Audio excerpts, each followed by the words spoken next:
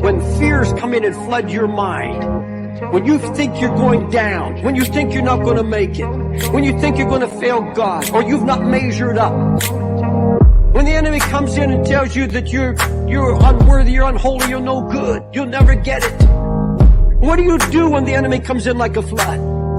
You see, the Lord raises up a standard. Let me show you what that standard is. Look at verse 1. The Lord reigneth. He is clothed with majesty. The Lord is clothed with strength, wherewith he hath girded himself. And he's put on his armor and set for battle. You have to have a clear vision that your Lord and Savior is standing by. His eyes on your flood. His eyes on you. You have to have a clear vision of what God has promised here. I've not ignored you. I see where you're at. I see what you're going through. Look at me. He says, I have girded myself. I put on my armor. I have my sword in hand. And then read what it says, verse 4. The Lord on high is mightier than the noise of many waters, yea, than the mighty waves of the sea. God says, get your eyes off the flood, get it on me. I've got my sword in hand. I am more powerful. I am mightier than all your floods. I'm bigger than all your fears. Get your eyes off your fears. He said, I've girded myself. That hit me. I could hardly sleep. I picture my Lord standing over me, sword in hand. He knows how far it can go and no further. He'll come and slay the dragon in his time. He's saying, now you just stand still and see the salvation of the Lord. You just put your trust in me right now. Don't be afraid. Hello. God bless you guys. Thank you for coming and hanging out with us Proverbs guys and gals now awake. We want to thank you guys for being here. And also, I want to give you guys some food for thought. I want you guys to close your eyes. I want you to picture your favorite coworker or your spouse, your girlfriend, your boyfriend, your best friend. Picture that person that you spend an incredible amount of time with. And now answer yourself this question honestly. If they were to get in a car accident and die today, that favorite human of mine, would they have a pleasant eternity? And if you're not 100% sold out that the answer is yes, maybe we should be trying harder. I think I figured out one. Panel, welcome. How are you guys? What do you mean, why? What do you mean, why? Well, Ryan, are you there? Why, oh, why, Ryan? Okay, so I'm going to go ahead and dive in and play this video clip. And sorry about that. I was laying. That's all right, Ryan. I'm here. It's okay. I had to have some quality time with Lucky. Well, Achilles is going to be away for a few minutes. He's feeding the dogs. And I'm going to go ahead and play this video. It's 18 minutes long. But I will probably stop periodically. Or if there's a point we get to, Ryan, that just touches you or you want to talk about, just say so and we'll pause it. Okay? Okay.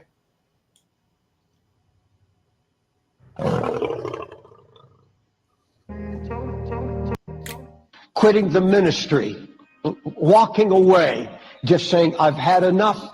And they all say the same thing in essence, though their words may be different. It all boils down to words, something like one I received not too long ago. I was diligent. I was faithful. I gave my best. But the harder I tried, the less results I saw. My congregation was not appreciative. My prayers seemed to be in vain. I got to the place where I preached. What I preached seems like so much phoniness because it was not working in my own life and ministry. My prayers, my tears, my faith, my spiritual warfare, nothing seemed to get results. I'm going to have to quit the ministry till I figure this out. And folks, watching over the years, those I've met, those I know, and the reports I get, most of those who quit very seldom come back. They have this peeve against God.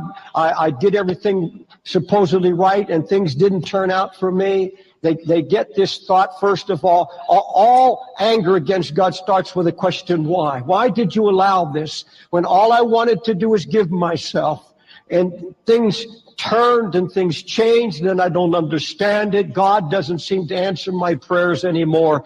They turn to materialism. Most of them backslide, never preach again, and very, very seldom do they get back.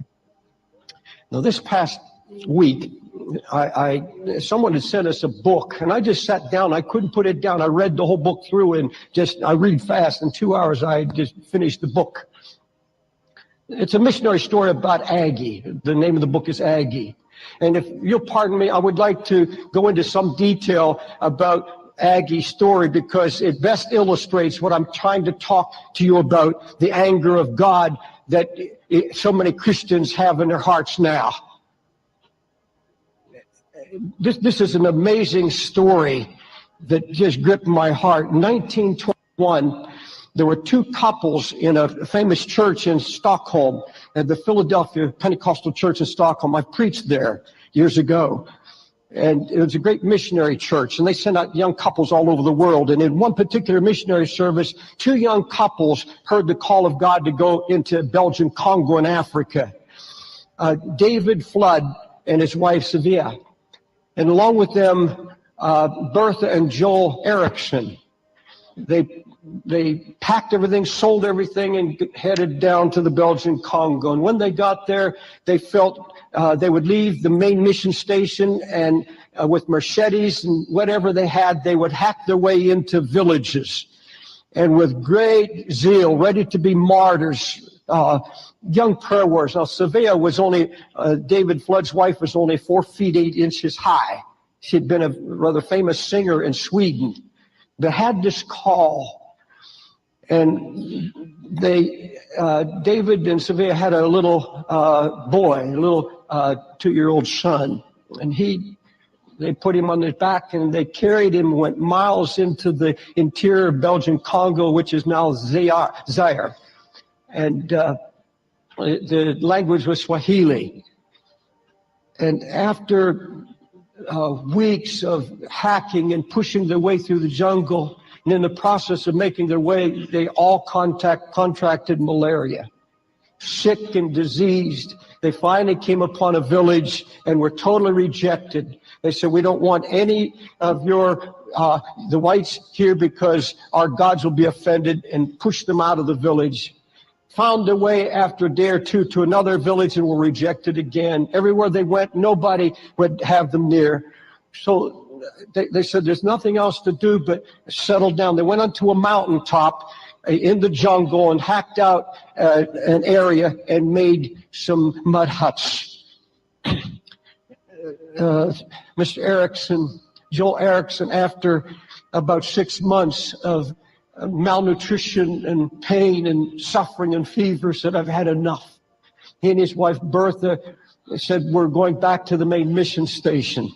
And this was probably 100 miles away, and they had to hike their way back. They said goodbye to David Flood and his wife Sevilla. And David said, I can't go. Sevilla just told me she's pregnant. She had malaria. She won't be able to make the trip back to the station. And besides, I want my child born here in Africa. I've come to give my life to Africa. Sevilla for 3 months for about 2-3 months was in a raging fever.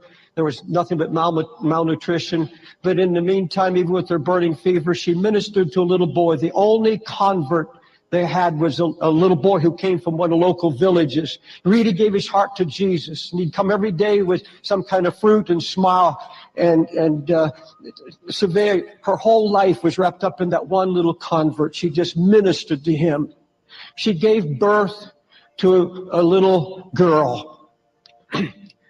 And within a week, she was at the point of death. And just before Sevilla died, she whispered to David Flood, call her name Aina. A-I-N-A. And then she died. David Flood made a wooden box, and in a primitive grave on that mountain, he dug a hole and buried. But as he stood there looking at his little boy and heard the cry of the baby in a mud hut, an anger, a bitterness began to well up in David Flood's heart. He said, God, you have failed me. What a waste of life. He looked at the little Cassie, put a little wooden cross. He said, she was a singer. She gave her life. We've been here a year and a half, and all we have to show for it is one little boy who probably doesn't understand it anyhow. And anger rose up in his heart. He said, God, is this how you treat your servants who are ready to give their very lives? And he couldn't control his anger. It broke out into a rage. And in a rage, he took got his few belongings, took little David and little Aina into the village where they made a little hammock to carry her, and hired some of the men, and went back to the main mission station about 100 miles away, and stopped at the villages where village women would breastfeed the little girl, because it was such a novelty to see a little white girl they'd never seen before. They got to the mission station, and the Ericksons were there. They had left months before. And David said, I'm going home. I'm losing my eyesight. I've lost my wife. I can't handle even my little boy, let alone a little girl. And he turned his daughter over to the Ericksons and gave her away, and headed for the shore and got on a boat back to Sweden, back to Stockholm. And all the way back to Stockholm, he stood on the deck of the boat, just seething against God. He had told the people he was going to Africa to be a martyr, to win them one by one, no matter what the cost. He'd said goodbye, and now he's coming home defeated and broken, because he said, God failed me. God has not answered my prayer. God is not faithful. Winds back in Stockholm and decides to go into the import business and make all the money, make a fortune, and live high. He said, I don't want to hear the name of God again. And he turned to drink alcohol, became an alcoholic, would not allow anybody to ever mention God's name in his presence. He would go into a rage. His neck would stick out, the veins, in anger. Don't talk to me about God. God is not there. He failed me. The Ericksons, within a year, were both poisoned at the mission compound by a local chief. They both died. Little Aina, and it was handed over to the Bergs. I knew the Bergs. This is a true story. In fact, I know all the characters in this story. And David and Anna Berg took her up to Masia, up into northern Congo, which is now Zaire, and for about 5 years. They called her Aggie. They changed her name to Aggie. Aggie played with these wonderful little Congo children, learned Swahili language. But then they finally decided to go on furlough because they were afraid David Flood might come back and take her. They went to America and traveled throughout around Minneapolis area. Little girl Aggie grew up just in an imaginary world because she didn't understand English. It took her a long time to adjust because she couldn't even wear shoes. She never had worn shoes. She just played bare feet in the jungle with the children. And so she was an oddity. Everybody talked about this girl had been given away and became a spectacle. So she imagined in her mind. She played games, imagination games, alone in her room. She imagined she had 4 brothers and a sister. And she would imagine her sister looking for her. And she gave names to these imaginary brothers, and she would play games and set a little table there and talk to her brothers and her sister, not knowing that David Flood had remarried Sevilla's youngest sister, which was a tragedy because she had no heart for God. But she'd given birth to 4 sons and a daughter, and she didn't know it. In imagination, she played these games. She wrote during the years trying to find her father, for years wanting to meet father. She married Dewey Hurst, and Dewey Hurst eventually became president of Northwest Assembly of God Bible School. I knew Dewey and had met Aggie, but I didn't know her story. 40 years go by. David Flood was, of course, an alcoholic, cursing God. His eyesight failing. And after 40 years of trying and struggling, the Bible school gave them both a round-trip ticket to Stockholm, to Sweden. And on the way to Sweden, they had a layover for a day in London, and they decided to take a walk. They walked past Royal Albert Hall. I've preached there also. I know the scene. And there was a missions convention, Pentecostal Assembly of God missions convention. And they just stood out in the lobby, and suddenly a young black preacher stood up and began to tell of what God was doing in the Belgian Congo. And her heart leaped. There was something about the man. And she said, I've got to go back. She took her husband, made her way back through the crowd, and the man was standing there. And she went up to him and said, do you remember a missionary by the name of Severe and David Flood? He said, yes. Severe Flood led me to the Lord. And she said, he said, there was a little girl born, but I don't know what happened to her. She said, I'm Aggie. He took her in his hands and almost screamed. He said, do you understand? Did you hear what I said tonight? This little boy grew up to be one of the finest evangelist missionaries. 110,000 Christians in the Belgian Congo under his care, a hospital, schools, 32 schools, Bible schools. She said, your mother led me to the Lord. Of course, Sevilla was overwhelmed. Next day, they went to Stockholm. Word had got that she was coming. She had found out by now that she had brothers and a sister. She'd already found that out. She got from the airport, went into the hotel lobby, and there were 3 brothers standing there, and they made themselves all known to her. She said, where's David? Now, she had pictured her brother who'd been in Africa. She pictured him as a tall, handsome man like her father. And they pointed to a chair, and there's a gray-haired man, shriveled. Said, that's David. David, too, had become an alcoholic. This boy, 2-year-old son that David Flood had brought, he had destroyed. None of these boys, not any of them, had talked to their father in years. They were angry at him. Said, you can't talk about God. He curses.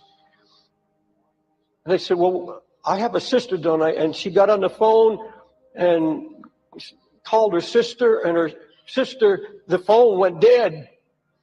And she couldn't figure it out. And then suddenly, her sister came into the lobby. She says, what happened? She says, when I found your name, I dropped the phone and dressed and came. She said, all my life, I've dreamed about you. She said, I would get a world map and I have a little car and I'd pretend to drive to find you. They were reunited.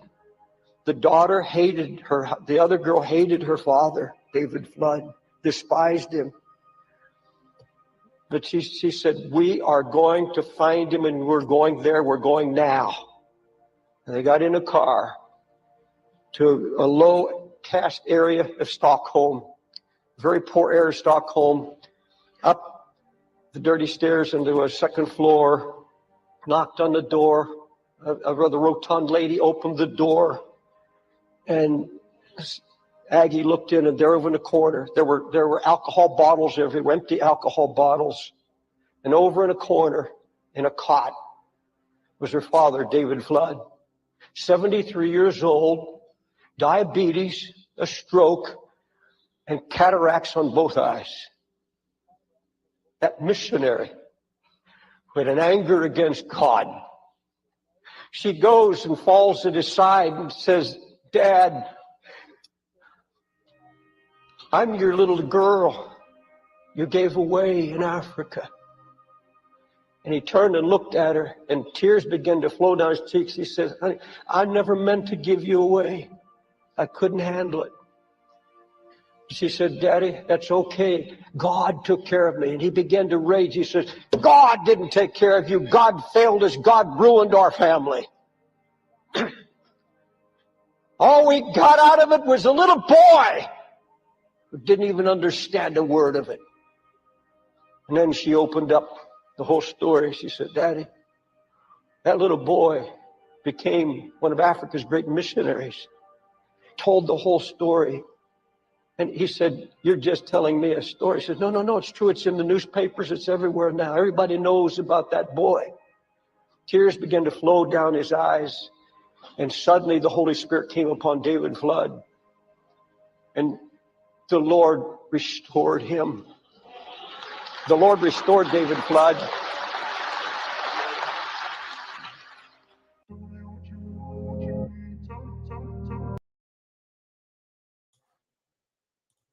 And the Lord can restore you too. Can I get an amen up in here? Amen. That was very moving. One of you loves Jesus. Hallelujah. Amen. Amen. All right. Two of you. Two of you love the Lord tonight. Great. Amen. Oh. Okay. All right. So, I mean, I know I've shared that before, guys, and I'm sorry it's so long, but it was good. Honestly, in ministry like this, I feel that way all the time. Like, Lord, I see no fruit. Are we doing anything? Like, are we wasting your time, Lord?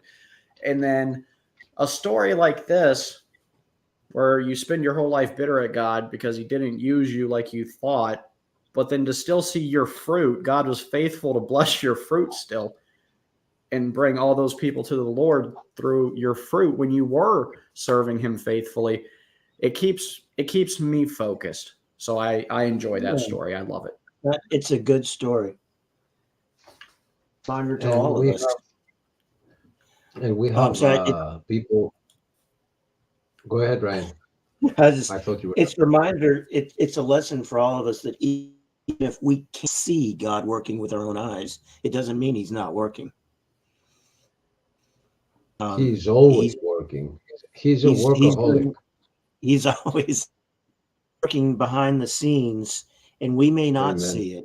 For instance, these videos that we posted on YouTube, we don't know what lives are being touched by these videos. We don't know how the people that see them share them and how many other people see what effect it has on people, but God knows every person who's ever watched one of our videos, and he knows the effect that it has on all of them.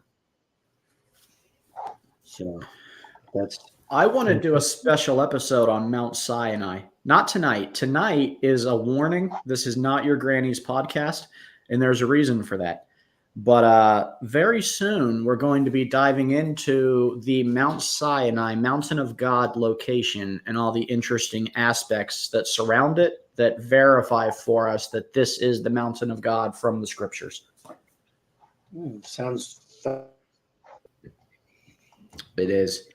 So, Brother Achilles, how long roughly are we out from 2 minutes? 2 minutes. Amen. Mm-hmm. We can kill 2 minutes. Do you guys want to do the Pledge of Allegiance?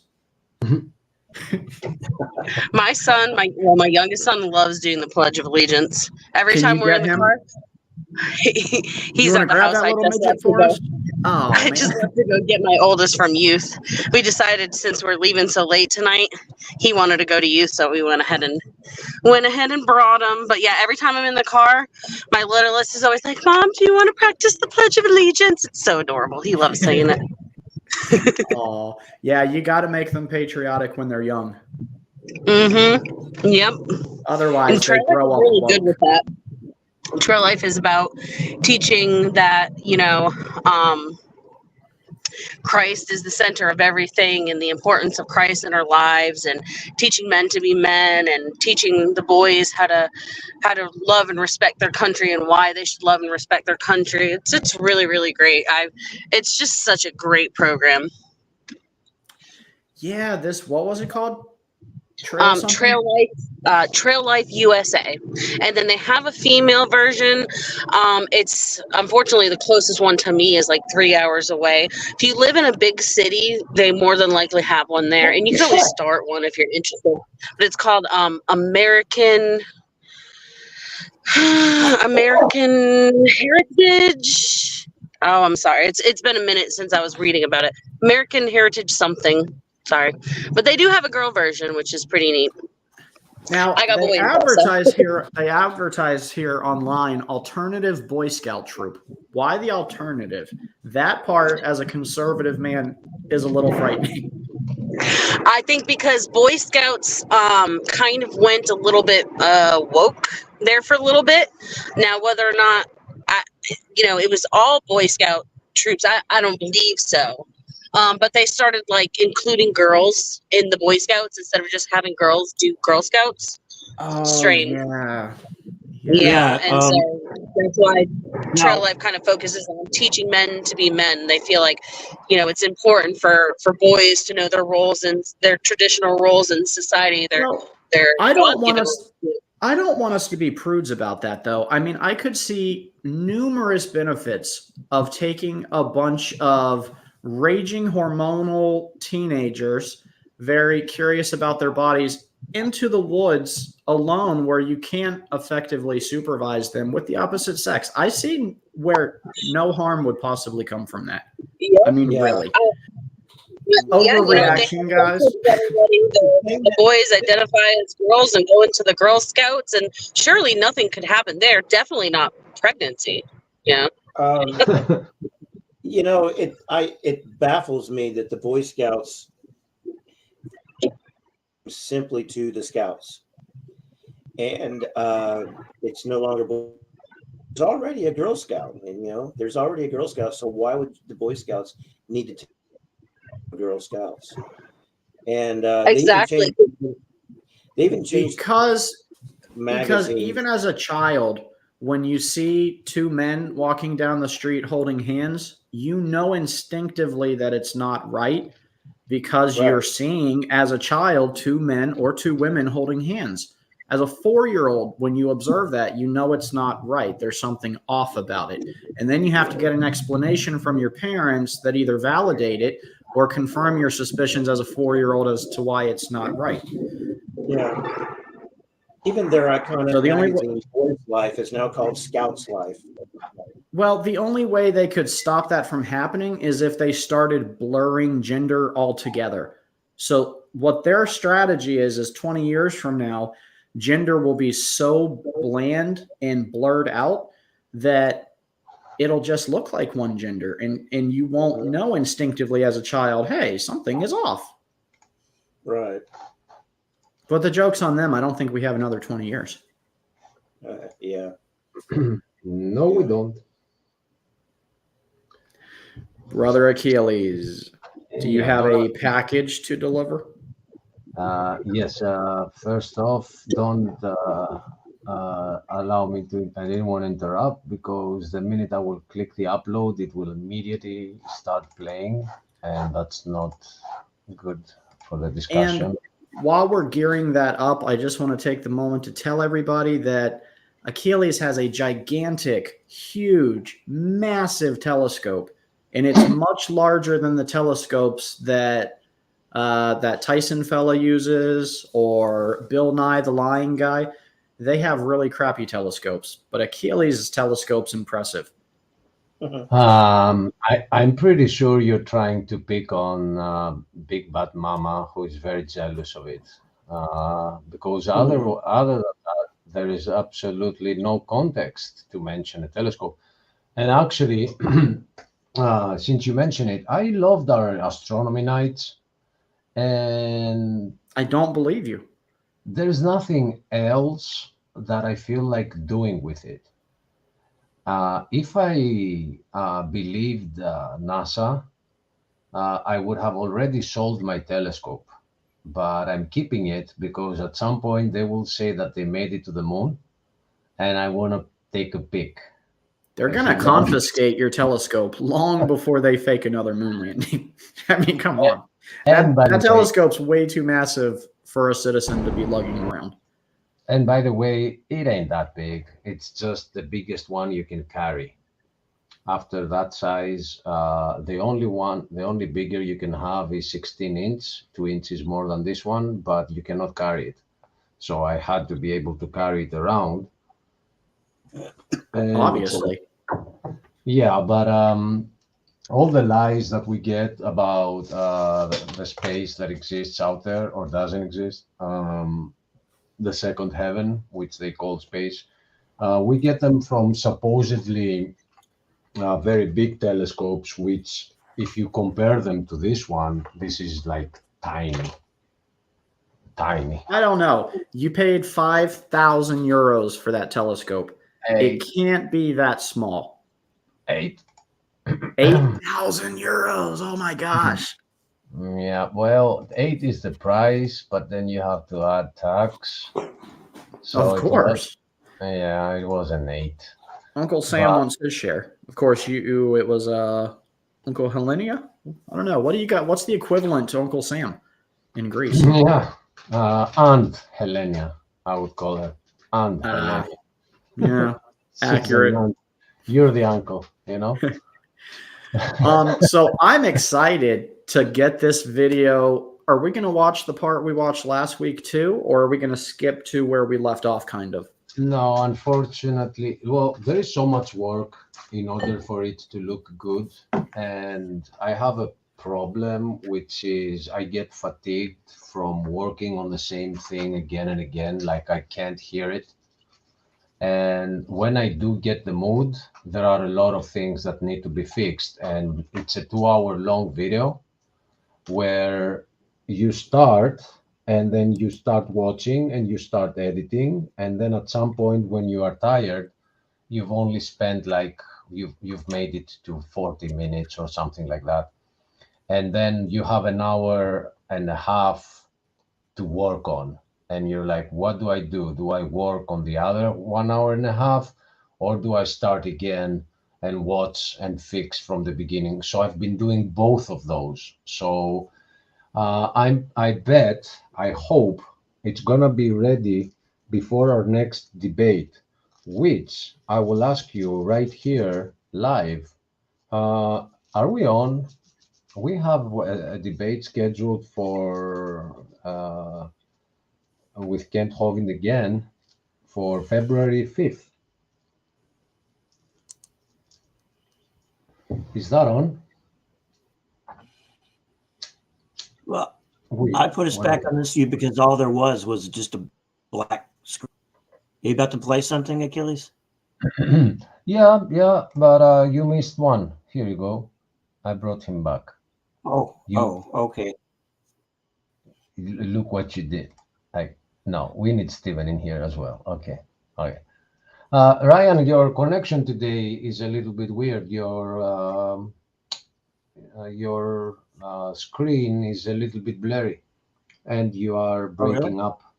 Yeah. Well, I'm showing full service. I don't know. Are you on wireless Wi-Fi? Yes, I have wireless Wi-Fi.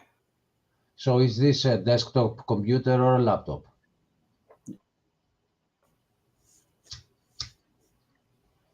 I went out and bought like a special antenna to really bring in the strong signal.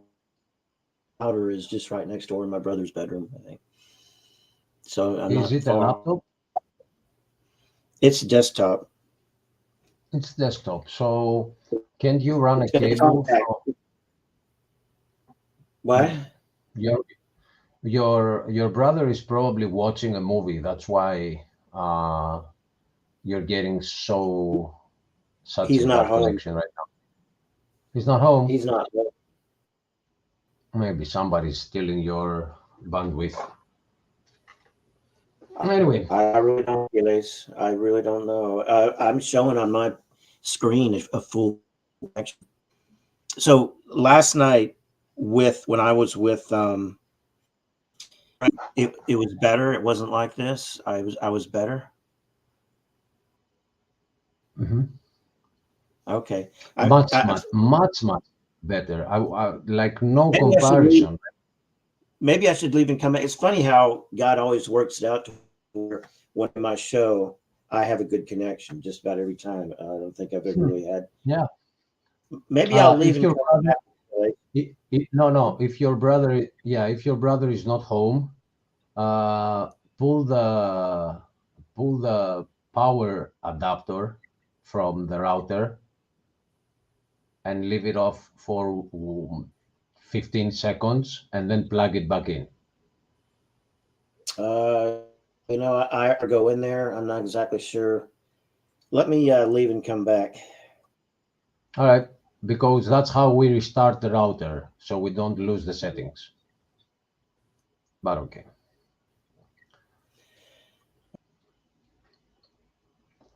All right. So everyone, that's we have something to preview, which is what actually happened at the debate. And I'm sorry it's taking so long to process, but I'm doing other things at the same time. And it's very exhausting listening to the same things again and again and not finding a single spot that doesn't deserve a pause and some things to be pointed out. And it's been exhausting. So please accept my apologies. Today, to give you an example, I went out and I bought 4 bars of chocolate in order to bring me up to some usable form, because I felt like so fatigued, so exhausted. I had to get some energy, and I was like, you know what? You haven't had chocolate for quite some time. And I did. It worked, but not for long. A better visual, but still you are breaking up. Like maybe I'll turn my cam off. Maybe if I turn my cam off. Yep, maybe. The sounds okay. Give me the alphabet. A, B, C, D, E, F, G, H, I, J, K, L, M, N, O, P. Did you hear it all right? Yeah, kinda. Well, I don't have much to say anyway, so I guess it doesn't matter. I'm just kind of hanging out with everybody. All right. I have a ton of things to say, but I'm not going to say it right now because we're about to show this video, and this video is going to make atheists cry, and they're going to need to cry on a shoulder, and our shoulders are going to be the ones that they cry on after we send them away crying because of this video. Okay. The end goal of this video is to make sure that people will stop taking seriously a couple of names that exist out there, and they go from Christian channel to Christian channel, and because they can repeat a set of fancy words, they're pretending to be intellectuals. So it's about time for people to stop taking them seriously. And what we are about to watch is just 20 minutes out of a 2-hour long video. And when that video is done, they'll be done, both of them. To be fair, Achilles, they are intellectual. At least they're intellectually dishonest. That's what they are. Because intellectualism goes back 2,000 years ago. So if you fail the basics of 2,000 years ago and you are not able to respond to a single question without attacking, implying, bringing other points, do you think philosophy would have made it where it did if they started that way. I don't know. And they asked me to debate about subjects that they want to attack at. And I laugh at that. I mean, that's the thing. And I've told you this also. I will not do a formal debate, but my link is always in the comment section, and they're welcome to come on at any time and challenge any one of us. They just won't. yeah, they think that they are on the look. When it comes to evolution, they are lying. When it comes to the other subject that they want to discuss, they think they are on the right side. And that's so funny for me. Right. It's in fact so funny that I don't even care to debate it. I consider people responsible to check what their government is telling them. And I actually found a very interesting meme today, and I have it right here. I want to share this. I learned American history from an American professor in the States. So when I found this meme, I remembered him. And let me share that.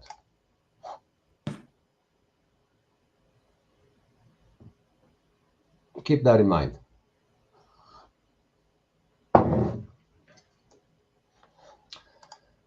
So my history teacher didn't fail me. He taught me right.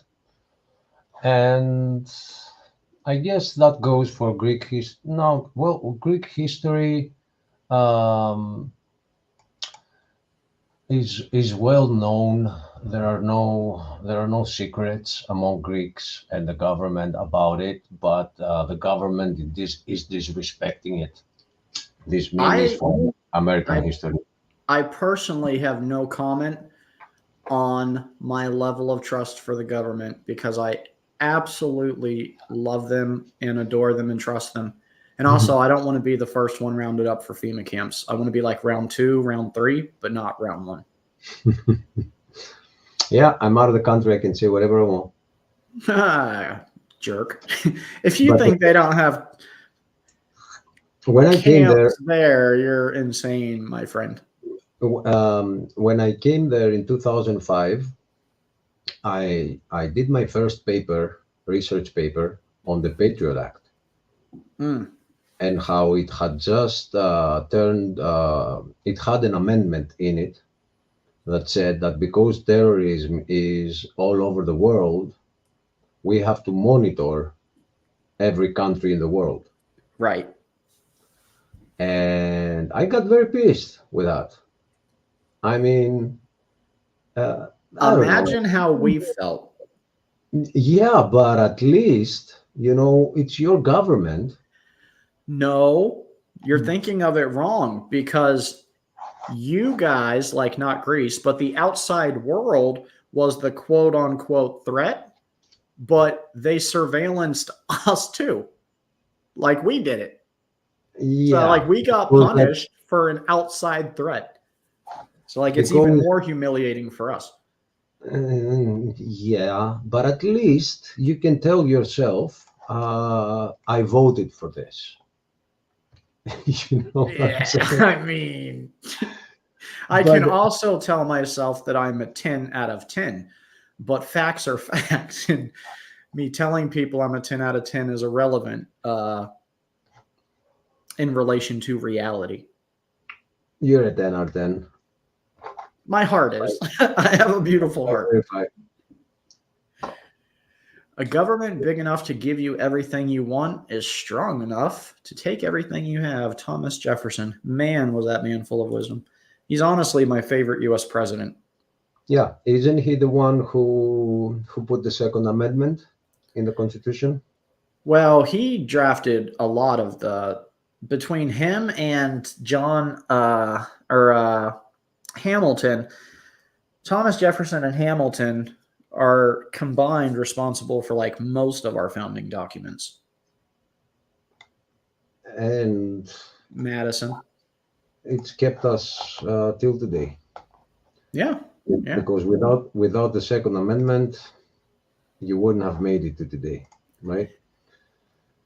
So okay. First off, a small shout out for the intro of this. I didn't do that. Yep, you can play. I didn't do that. Oh. Shout out to Missing More.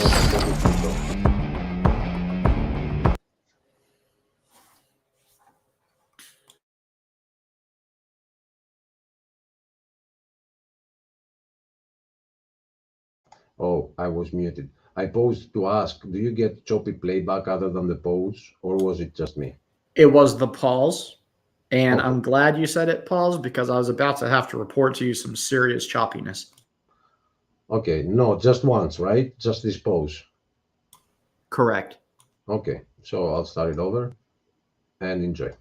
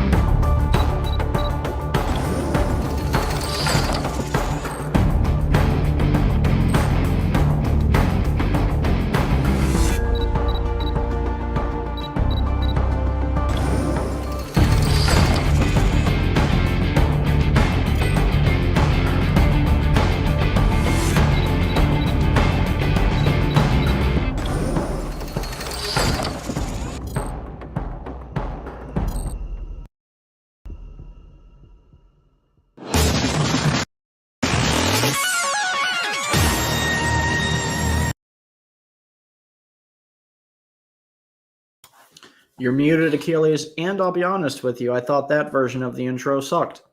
The version I liked was the one that says Achilles all through it. Okay, but I posed here to say, can we take a minute to appreciate how awesome that intro is? And how much more awesome the better version is that says Achilles. Achilles! No, but seriously, Mod, if you're out there, thank you very much for the hard work on that. That looks beautiful. Beautiful.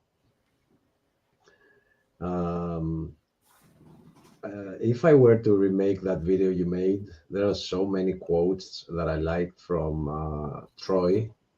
Even though Troy has everything like almost upside down, it still has some right quotes. And I loved one that said, where the woman,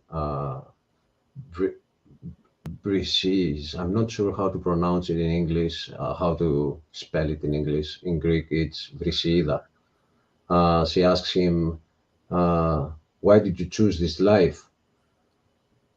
And Achilles says, I chose nothing.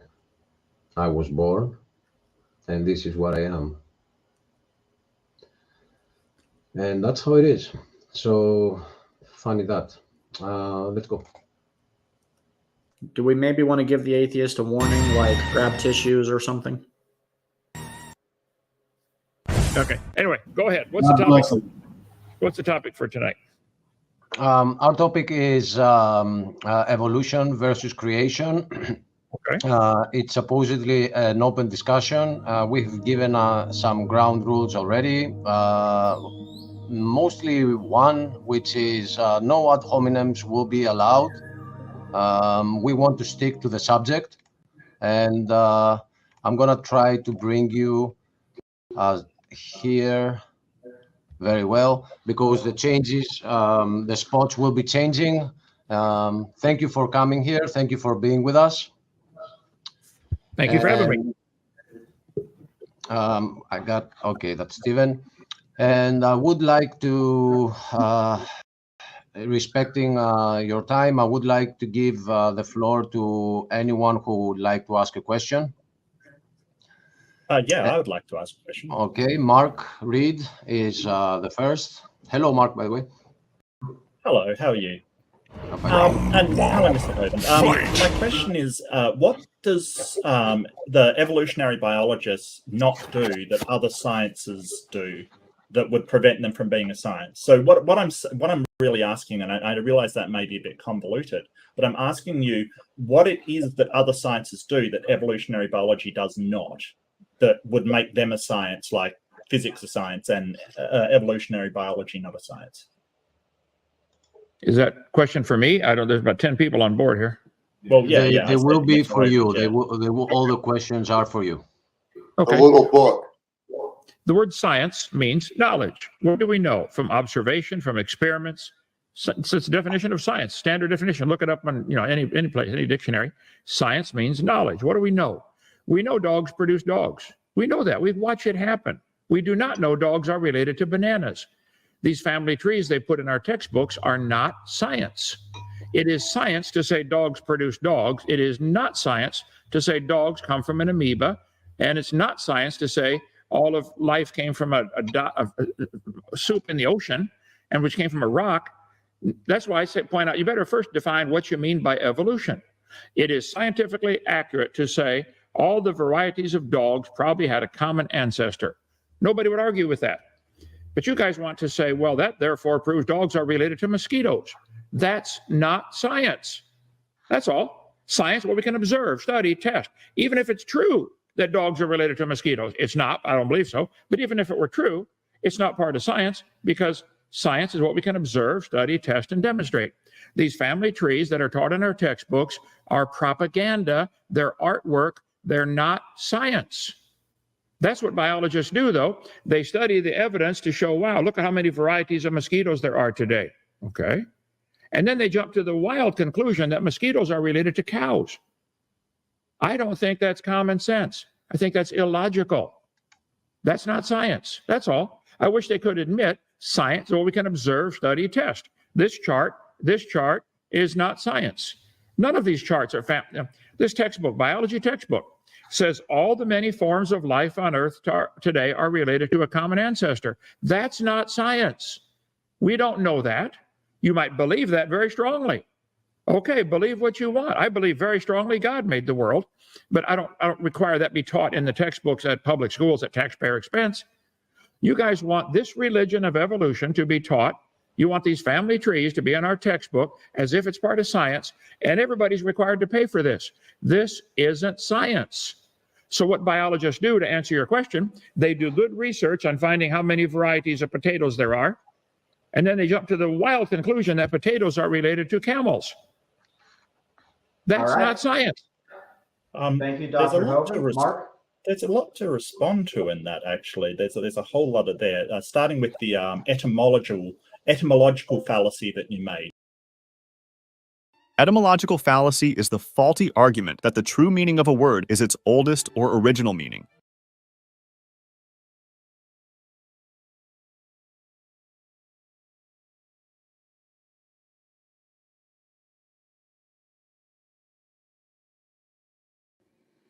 Here are some examples. Person A. The critics say that painting is awful. Premise 2. Most people agree that the painting is awful. Therefore, the painting is very bad. Person B. No. The original meaning of awful means awe-inspiring. So that means the painting is actually very well painted. Well, clearly this is a fallacy, because it seems like a charitable interpretation of person A's argument would be to use the modern definition of awful, not the original definition of it, which means very bad, not awe-inspiring. And so person B is committing this fallacy because they're misinterpreting person A's use of the word. All right, person A, John is nice, therefore he's a good person. Person B, no, the original meaning of nice is foolish, so John must be foolish.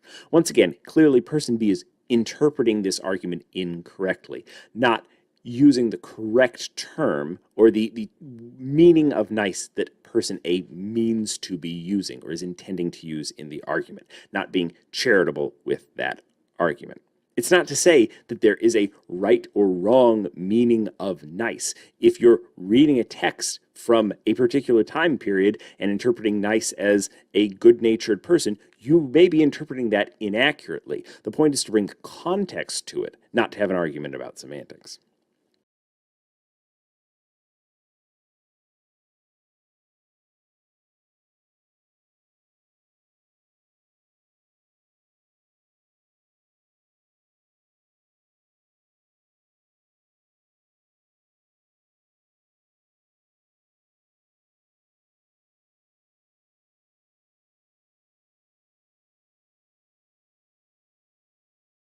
That the origin of a word. So this is a fallacy, a genetic fallacy that The genetic fallacy occurs when you assert the truth value of a claim based on its source. So you hear a claim, identify the source, a source which has some positive or negative attribute, and use this to form a conclusion about the claim.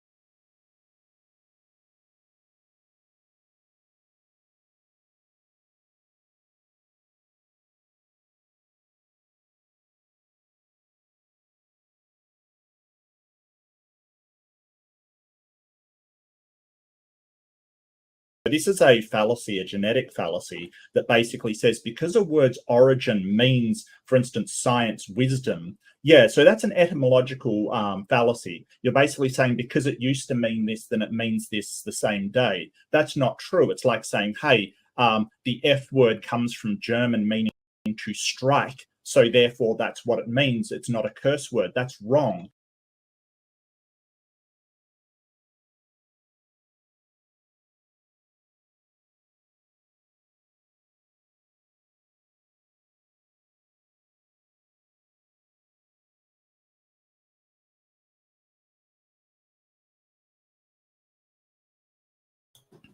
It was at this point that Mach decided to start to reach for the stars.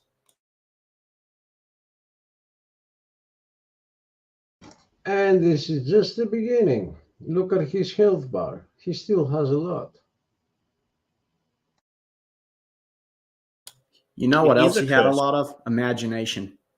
He used so much imagination in this debate. And a very funny thing about it is that what the true meaning of a genetic fallacy is what they do all the time. They always source someone, and because that someone says something, the scientific consensus, it's wrong, it's right. You can't debate it.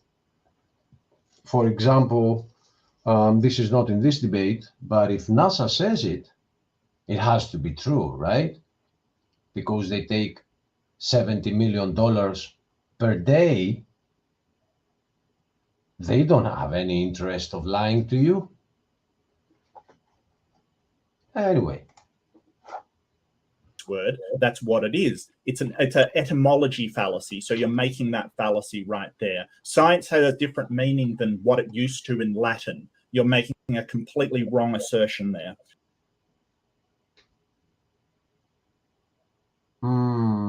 This should.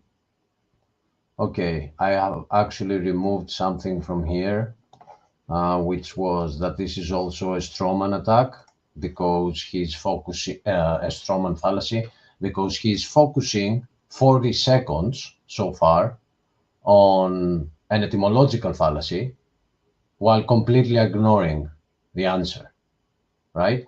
Kent Hovind spent 1 minute to define what science is, another minute to answer on why biologists are not following science, and we have already spent 40 seconds arguing, not even arguing yet, but focusing on the fact that this is false to begin with, not even addressing the answer that he got.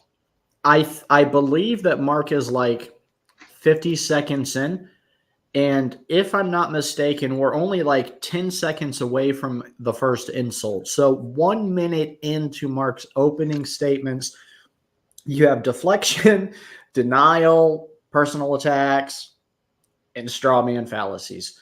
It's brilliant. Like, Mark really is a brilliant competitor because he tries so many different insane tactics. You don't know what to expect.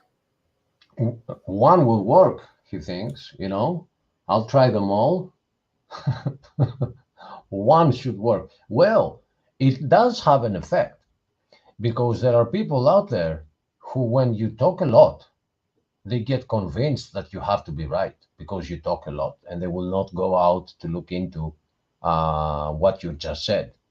How he said that the etymological fallacy is a genetic fallacy. These are two different things, but people don't know that. So they say, oh, the guy has studied.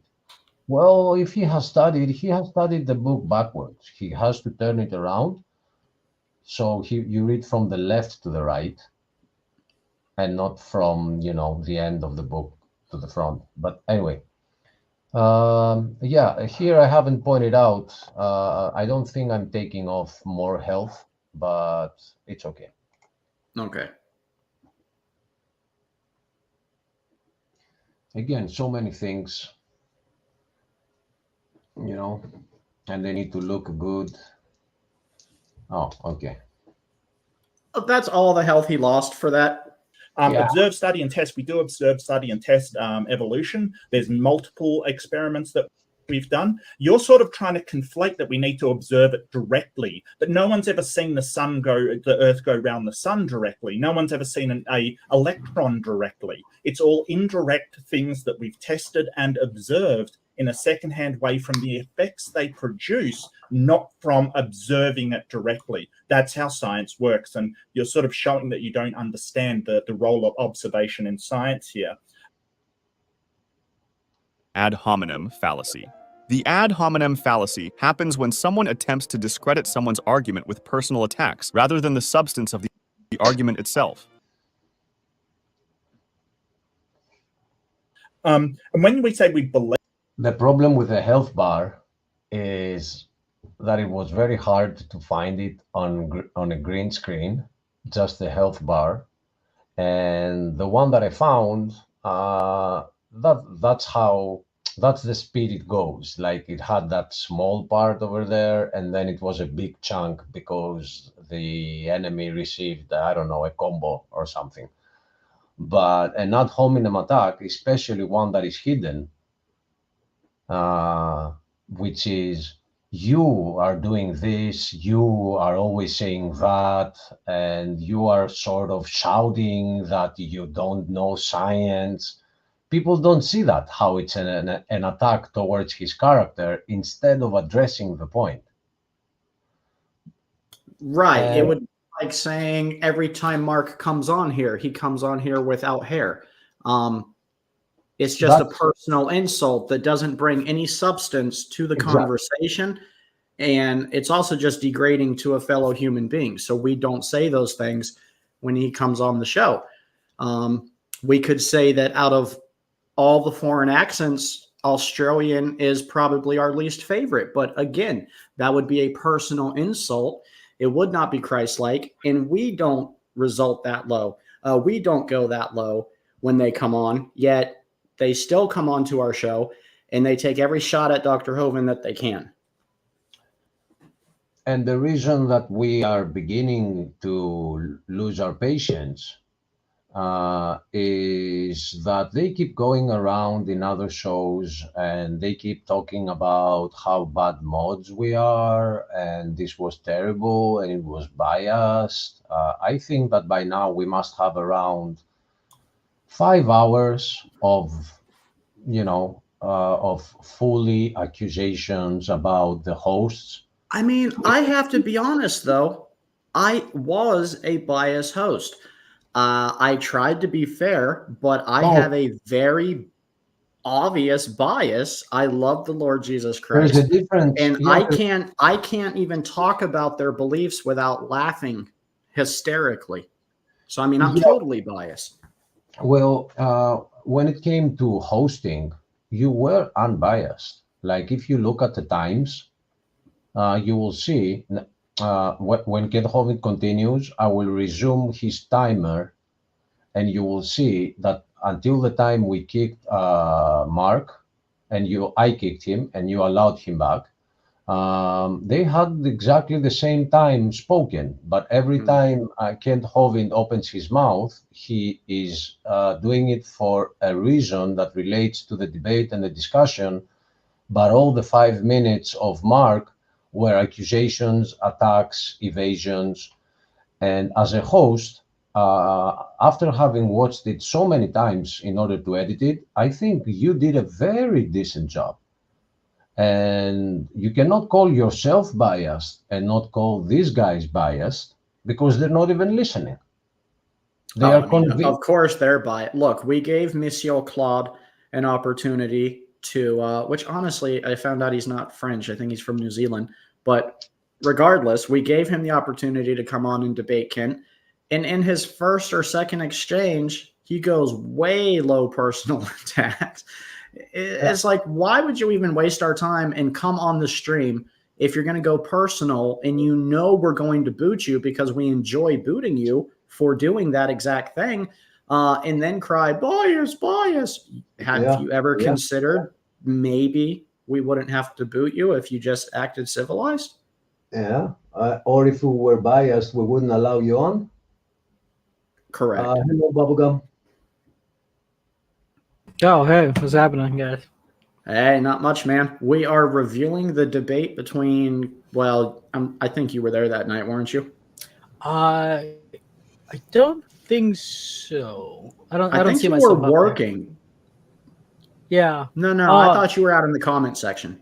Yeah, I think I was working that day, and I did try to come in, but since I was working, I didn't have my professional mic on there. Oh, okay, maybe that's what it was. Yeah. This was a fun exchange, though. Go ahead, Ryan. Bubblegum, I've got a question for you. I've always thought your name was pretty creative and pretty cute, and I was just wondering how you came up with that. Oh, yeah, it comes from the anime called Bubblegum Crisis, and they use guns in that anime, so bubblegum and they just gun. It's just an anime thing. Okay, yeah, I never really got much into anime, so I didn't get the connection. Okay. I'll tell you what, I haven't ever got into it either, Ryan, but Christina got me watching Miyazaki films, and his films are okay. They're pretty good. Okay. Maybe I'll check one out with you. It's right about a month, exactly 1 month, about 1 month exactly. I'm going to be there at your place, Stephen, Lord willing. Oh, yeah, a month from now, Ryan's coming. He's going to Florida, but he will be stopping through to visit with me. So we're going to do a special broadcast from the studio, the Proverbs Guys studio, which is just the house, Ryan. But yeah. Well, I figured as much. This is my studio right here. Ryan, your camera looks great now. Okay, everything's working. Yeah. Every now and then the internet will act up on me, and I don't have any explanation for it. We use AT&T as our provider. Change your password. Maybe somebody has pretty complicated, and it's written down. I have it written down because I don't have it memorized. I think it's just occasionally just kind of messes up a little bit. I'm just glad that last night it did fine the whole night. I think the Lord made sure of that, that it was going to be okay last night. Yeah. By the way, to anyone that is watching this, guys, do not miss Ryan's latest episode. The testimony that we received from Brennan shocked me, shocked everyone. We were watching it and we were listening like we were watching a horror movie. I kind of knew what to expect because I'd already seen his testimony on YouTube, but I did kind of warn everybody. I said, this is not for the faint of heart here. What I really want to do, I want to have him back, and I want to review part of our episode, Sexually Transmitted Demons, and get his perspective on that. Because with what he explained with that girl who was possessed, there's no way you can convince me that if he had hooked up with her that night, he would not have also been possessed. Absolutely not. You cannot convince me. Yeah, I'm glad he did not do anything with her. You know. Yeah. He catch some sort of. He like catch some sort of succubus demon. No, he met a girl. Let me give some spoilers for anyone that hasn't watched it. He met a girl. There was something weird with her, but he didn't just meet her like that. He was wearing headphones and he was listening to music. And he heard his name from his right ear, and he was wearing headphones. But he took the headphones out and asked the company that was right there, "Did you guys call me?" And they said no. But he kind of started talking with them, and it was one girl there that was very, there was something off with her. And one thing led to the other, and he called her to his house. And the things that happened to his house, I'm telling you, it's like a horror movie. Sounds like the movie. Have you seen the movie It Follows? I don't watch those kind of movies. The last horror movie I watched, I think, was Lights Out, and I regretted that. And before that, the last horror movie I watched, I think, was The Ring. That's what I would compare. I've never with. I've never liked horror movies, and I definitely won't watch them now. I mean, it's just a movie. I mean, it's like no, it's not. It's a demonic entry that you're allowing Satan into your home. It's an open door for spiritual warfare.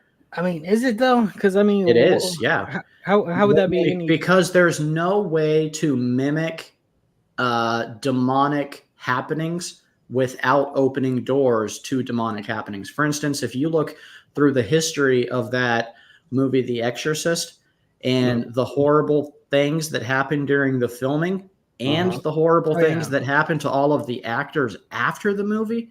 Yeah. And if you go back to all these horror movies, you see the same repeated pattern of testimonies of so many people that regretted doing those movies because it opened them up to so many spiritual attacks. Yeah, you actually heard something. Did you? Well, not you guys obviously haven't seen it, but there was a movie recently called Nefarious. This movie was done by Christians, and they did say there were supernatural events attacking their set. Like, apparently there was like a giant sized tornado in the set that we're filming. So yeah, it is reported, like when people do supernatural movies, it gets the attention of the supernatural. There are weird things, and we think we are this physical reality, and that's all it is, and that's not the reality. That's not true. There even, I remember something that keeps happening to people. There is this sleep paralysis experience that relates to a girl that is coming and falling on your chest. And the funny thing about that is that you can only get her if you talk about it with someone. And in the film The Ring, it was a tape that only if you had watched the tape, it would happen. So they know, and they put the reality in movies. And the testimony is very eye-opening. You gotta check it out. It's on Ryan's latest episode. The thing I noticed is it usually only attacks the actors or the people working on the film, but it never actually attacks like the movie watchers. Well, because it's called broadcasting, and casting could also be for spells. Also, I have to disagree with you. I'm not tooting my own horn about my level of discernment, because I believe every Christian is given discernment, and it's up to them to practice it. But I can walk into a stranger's home and immediately tell you if they're a Christ-following family or people who are into Halloween and horror movies and dark themes. I don't even have to look around on their walls for posters. Like, I can tell from the energy by the time I get to the door what kind of home I'm entering. So I don't agree with the fact that the watchers don't experience these doors opening. Well, it might be something they did prior to the film, though. It could be, but why risk it? And I mean, what joy could you possibly get from seeing these portrays of demonic happenings? Like, why do you need that in your life? I never understood the appeal of that kind of thing. I think to me, it's just a movie. For example, if I watch a movie about violence, to me, it's just a movie. But I can see why people might perceive it a different way, may get something else out of it. But to me, like the violence and all the gory stuff on the film is just like not real. Well, on his defense, on Bubblegum's side, I will say that when I was younger, there was nothing out of Hollywood that I hadn't watched. If it was a horror movie, cool.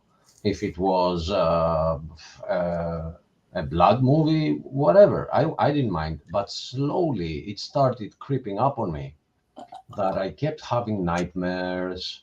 I kept seeing these things. For example, I remember the time that Saw came out and I watched like Saw 1, 2, 3. At some point I asked myself, why are you putting yourself through all that stress and watching fingers cut? Like, would your mind and your eyes had ever seen things like that if you weren't watching them on movies? And then I started thinking that it's called Hollywood and it relates to the holy wood that the witches were getting their wands made from. So at some point, slowly, I started realizing that this is witchcraft and they are opening portals in us.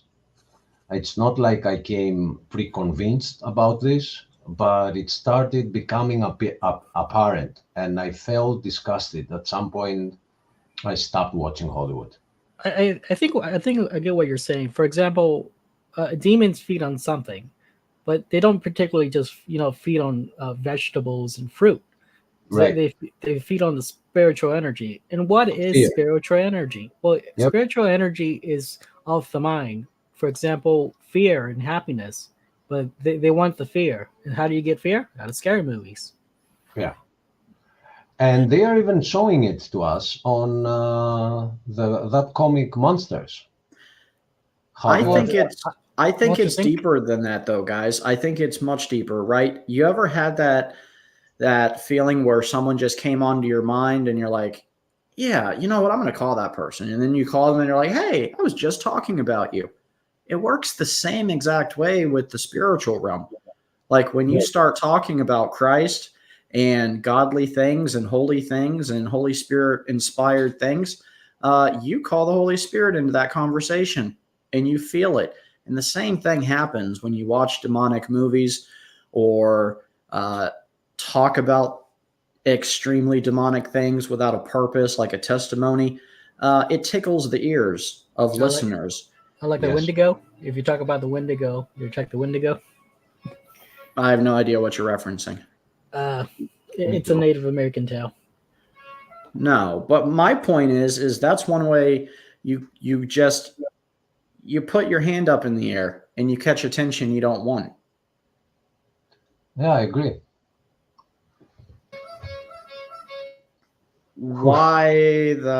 Okay. So do we want to watch a few more minutes of the Dr. Hogan showdown? That audio together with our discussion makes me want to play something that I have around here. Here it is. Yeah, it's just outside.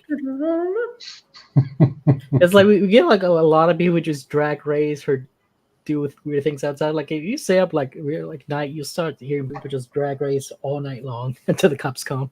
It's annoying. I heard a clown horn. I did not hear drag racing. Oh yeah, that's during the day. You hear clown horns. During the night, it's like drag racing. It's annoying. Where are you that right now it's daytime? I'm in California. It's not really daytime. It's about to be nighttime. I guess it is still light over there. Bubblegum, California is my second home. I live there. I'm sorry? I like the weather. Not so much. I live there. I lived there for 2 years, and the weather is exactly like the weather we have here in Greece. Plus, the people were very kind, those that I met, and they made me feel like home. So I have it in my heart. So you know. Yeah. I would How like long to has it been since you were in California, Achilles? I'm sorry, I heard the California. I didn't hear the rest. Oh, how long has it been? 2005 I left. It's already been 18. Oh, wow. Years. Yep. Yep. They go by so fast. Oh man, they do. They really do. It's been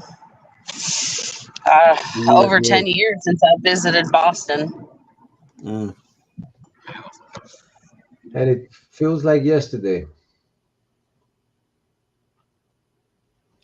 All right, so let's resume a little bit and we'll chat later.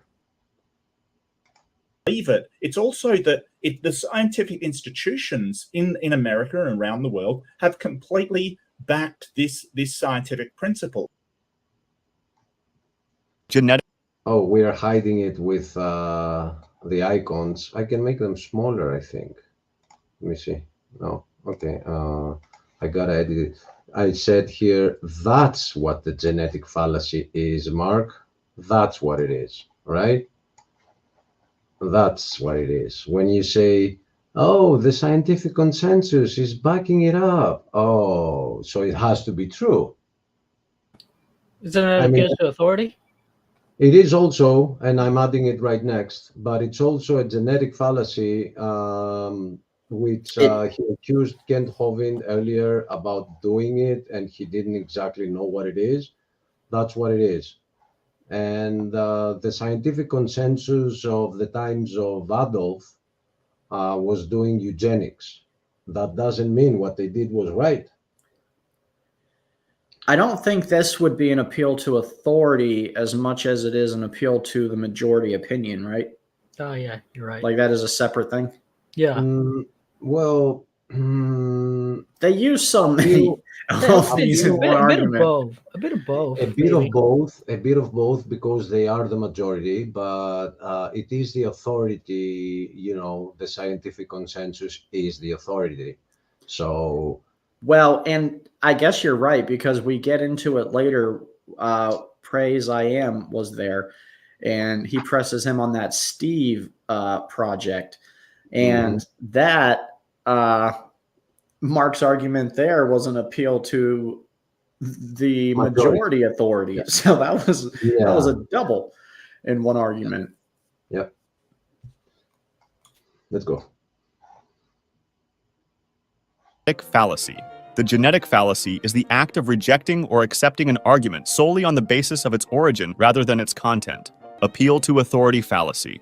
It is a form of argument in which the mere fact that an influential figure holds a certain position is used as evidence that the position itself is correct. It is only your religious belief that rejects it, because you have to start with the Bible because you're a fundamentalist Baptist.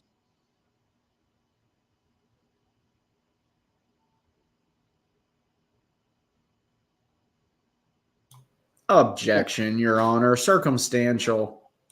You start what? Okay. Start with the Bible and say it cannot be true because of the Bible. That is not how science works.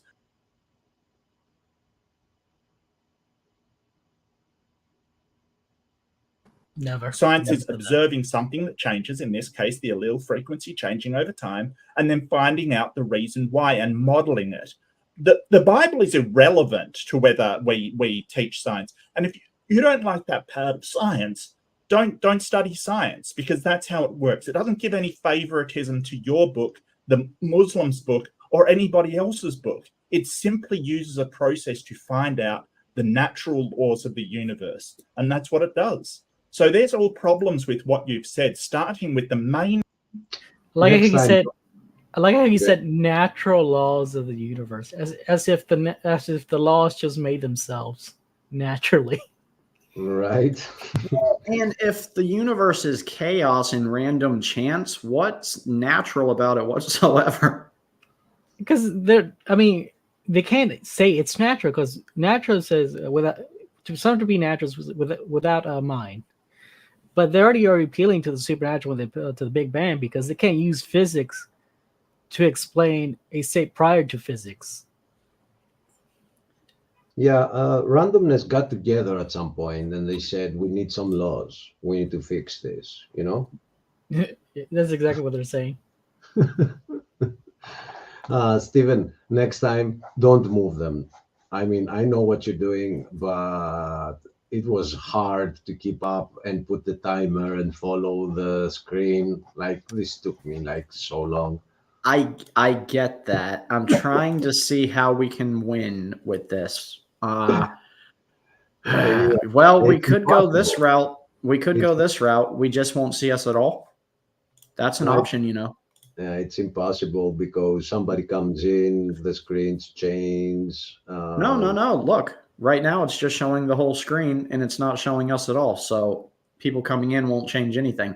So I think we'll just finish viewing this this way. I didn't get it. I don't get what you're saying. I can't explain it to you any other way. So trust me and let's play. But you don't see us on screen right now, right? I don't mean that. I mean, did you see how Mark is shifting right, left, but the timer is always on his screen? Oh, you're talking about next time we do a debate, don't move people around? Yeah, I moved him back, so you see what I mean. I had to follow that and give... that is annoying. Well, what I was trying to do is keep the creationists on the creation side and the evolutionist on the evolution side. But every time we had to boot someone, it threw it all off. And then, like you said, more people in the room. But next time, we're going to have a much more exclusive debate. We're going to have two atheists, Dr. Hovind. If Donnie would like to come back, of course, Donnie or Praise. But it'll be much smaller because it was not manageable.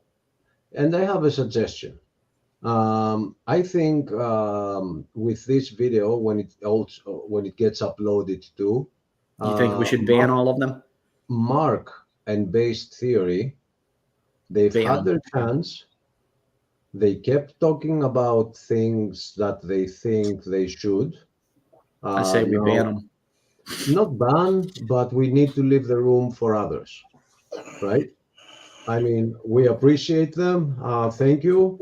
But next the issue is with that, though, Achilles, honestly, Mark and Base are really two of the only atheists brave enough to come on and debate. And I'm not even saying that to like goat them into coming on. They just, no one else ever comes on to defend evolution, which I can't blame them. I wouldn't want that task either. Well, I don't think Base Theory is going to be showing his face for a long time because I'm not sure if you watched The Crucible with Andrew Wilson. Andrew Wilson completely demolished this guy because apparently Base Theory was going through a villain arc because apparently during a live debate, Andrew Wilson yelled at Grayson in some hallway, and then Grayson apparently never got over it. And so he was really upset that it went through some sort of villain arc.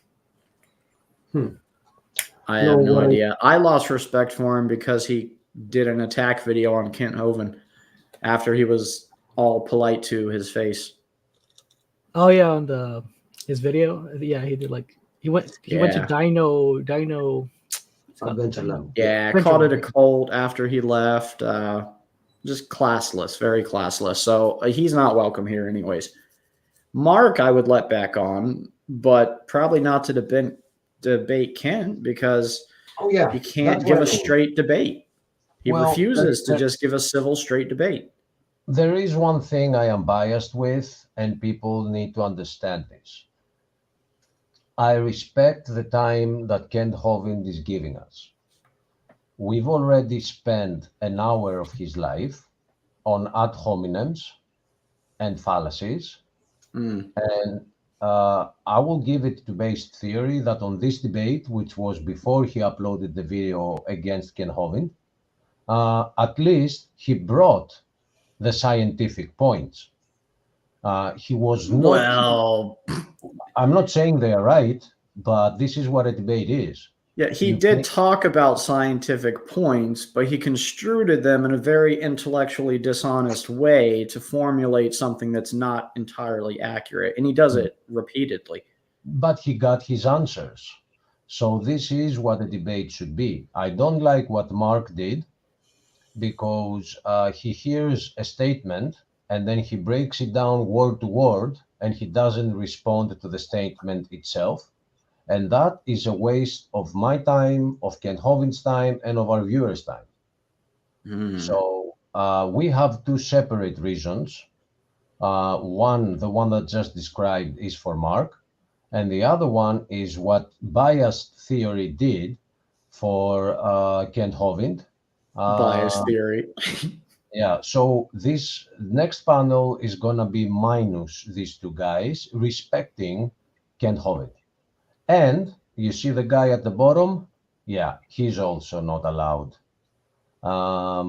We told everyone that we will give them a chance. For me, Claude blew that chance, because if anything, he doesn't respect.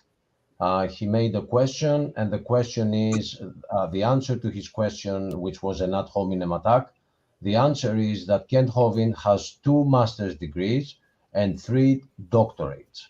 And he's at an age that I will personally not allow a person that doesn't have his full name or a full profile that has anything to do other than attacking Kent Hovind to come on the panel again.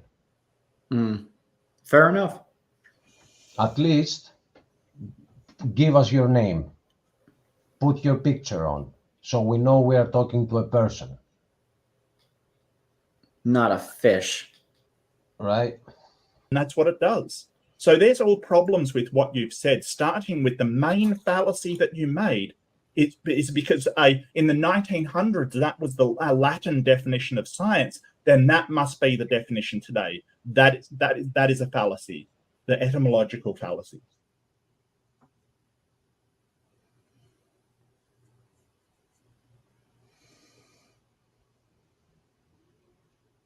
Well, Kenry actually replies to this. Listen, though, watch this. 2.5 minutes consisting of the following. False accusation 1, etymological fallacy. He didn't do it. False accusation 2, genetic fallacy. Ad hominem. You don't understand how science works. Ad hominem Deo. You're a Baptist. That's why you disagree.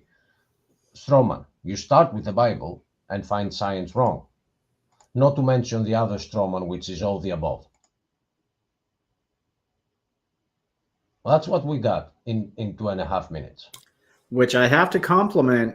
He did it in such a used car salesman type of way. You had to rewatch it to catch all of these. Right. You really did.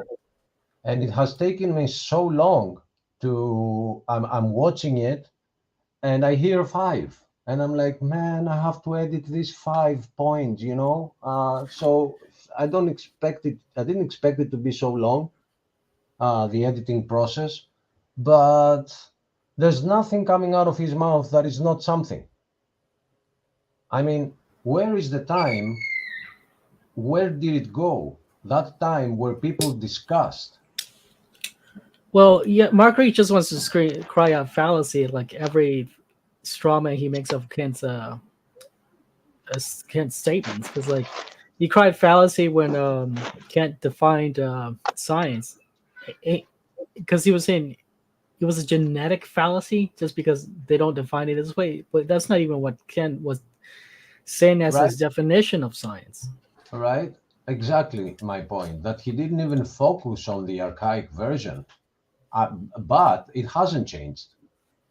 It got defined back then, which is knowledge, and then we updated it that it has to do with what we can observe, what we can experiment with, and overall science is evidence. Because like, for example, here's a definition of here's a definition that atheists are using of science: the natural explanation of the world. See, did you catch that? The natural explanation. That means they exclude the supernatural. But this definition already it is making a statement that there is no God. So they go if they use this definition, they have to provide evidence that there is no God. We brought Google up. We brought Google up, and it's a definition from Oxford University, Oxford Dictionary, I think. And it is experimentation and observation. And it was right there at the beginning, before he asked the question. He had it on the screen. Yeah, that's what Kent said. So he is avoiding, and that for me is, I don't know, man. I'm not even at the age of Kent Hovind. I'm only 42 years old, and it's exhausting to me.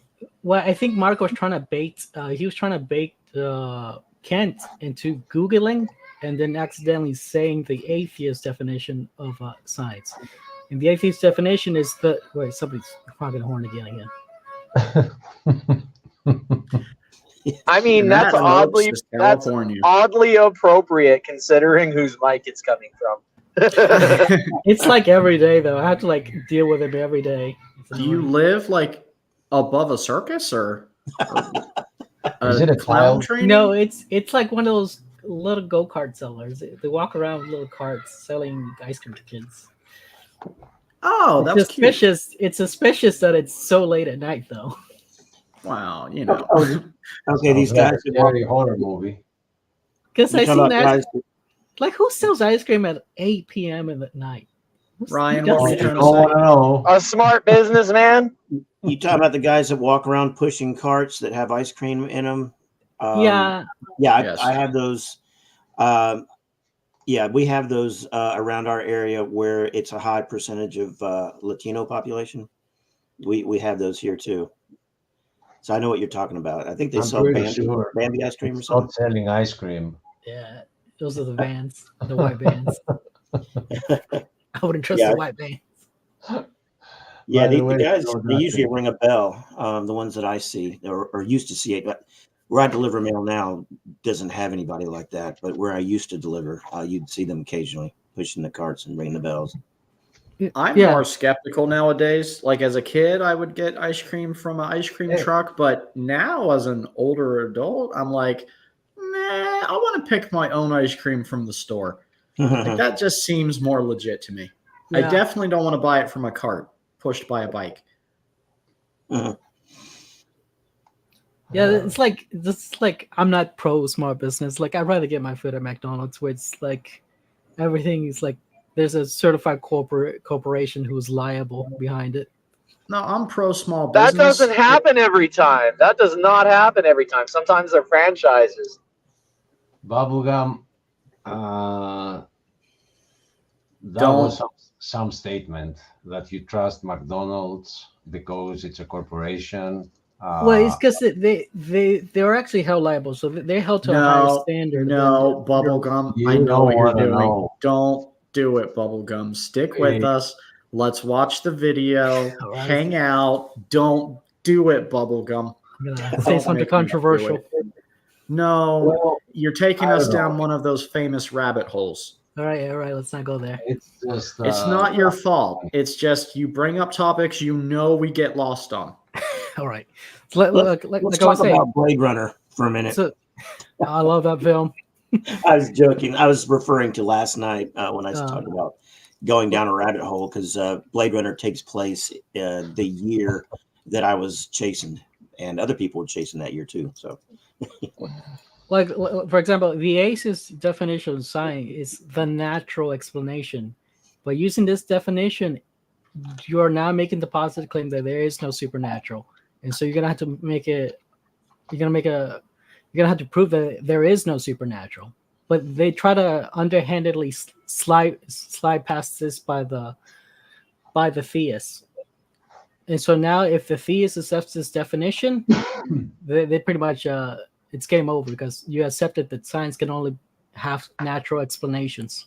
Right, and what's hilarious about it is they fought very hard and cornered themselves into a position where they have to completely deny miracles. And what's ironic and hilarious about that position is that evolution would take more miracles to pull it off than creation does. It takes way more faith to believe in evolution. than it does to believe that God created it. Yeah, because they're gonna have to leave science at the door of the Big Bang because they can't have an actual explanation for that.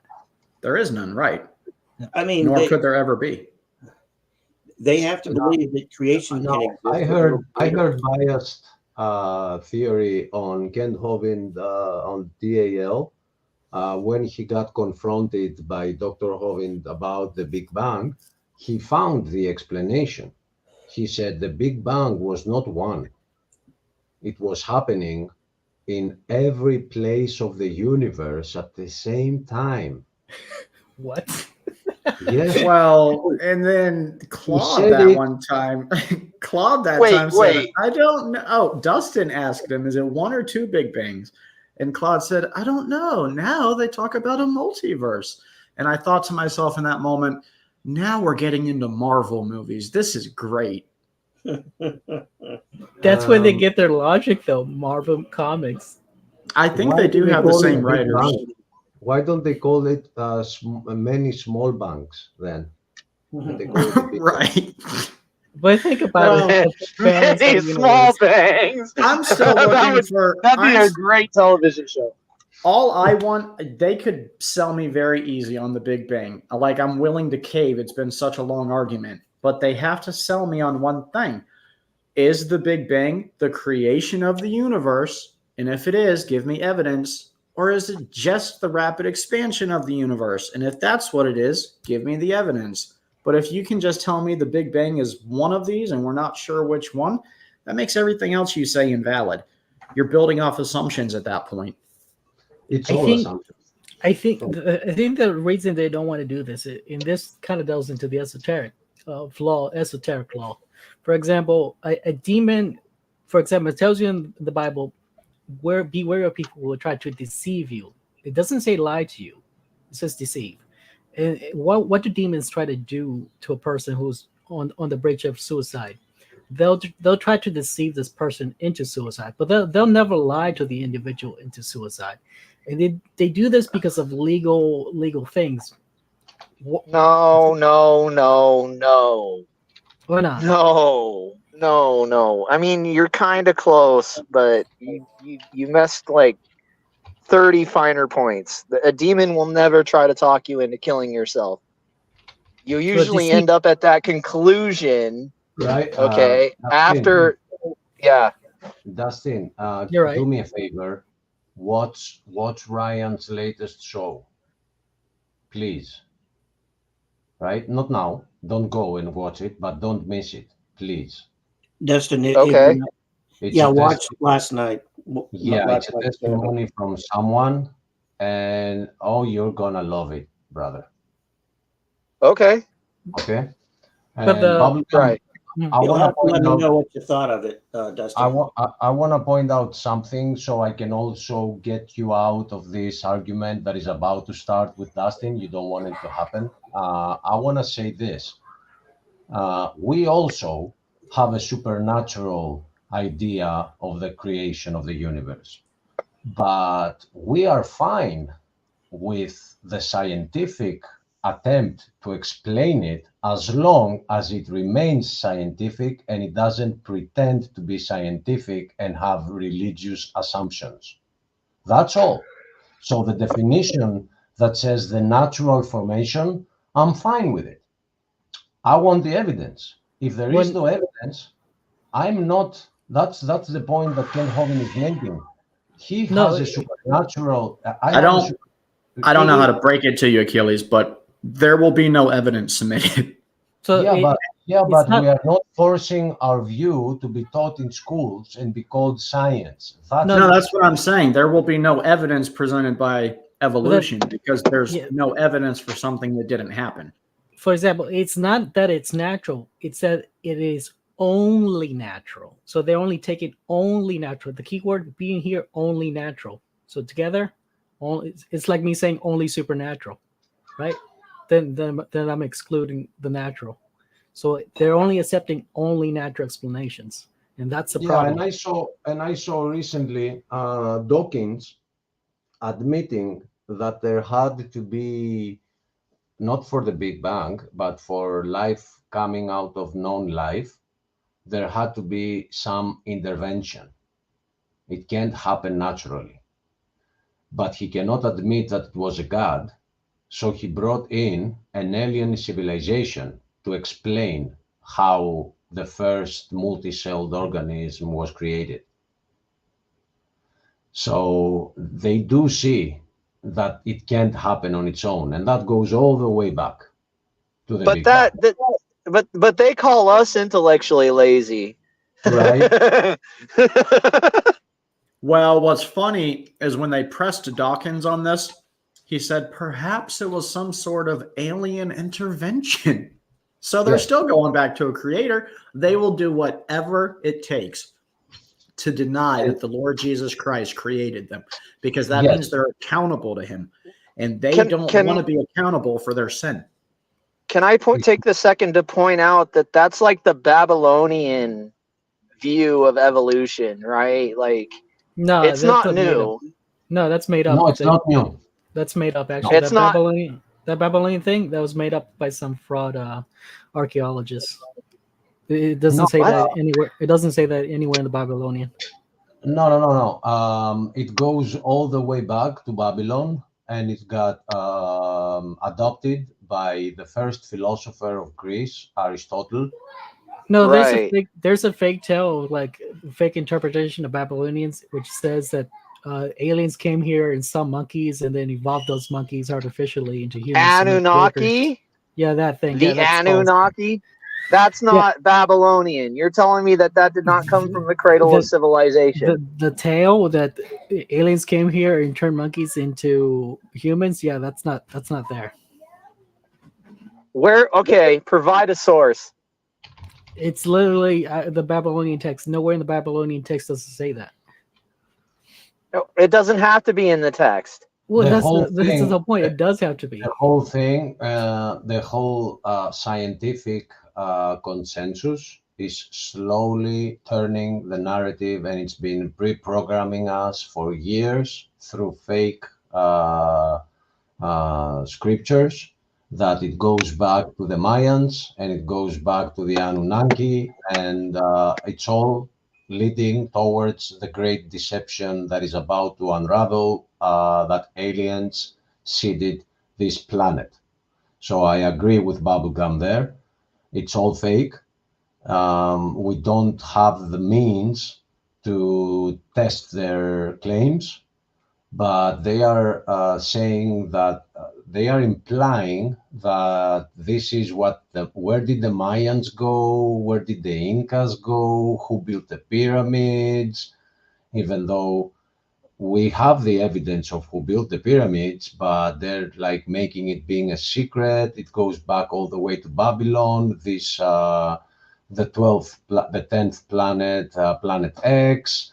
And at some point they're gonna come, and it's not gonna be far, and they're gonna say all these stories make sense, guys, because it's us. Christopher Sitchins. Christopher Sitchins. You need to look up Christopher Sitchins, Darth Doctor. I know him. I have a couple of his books.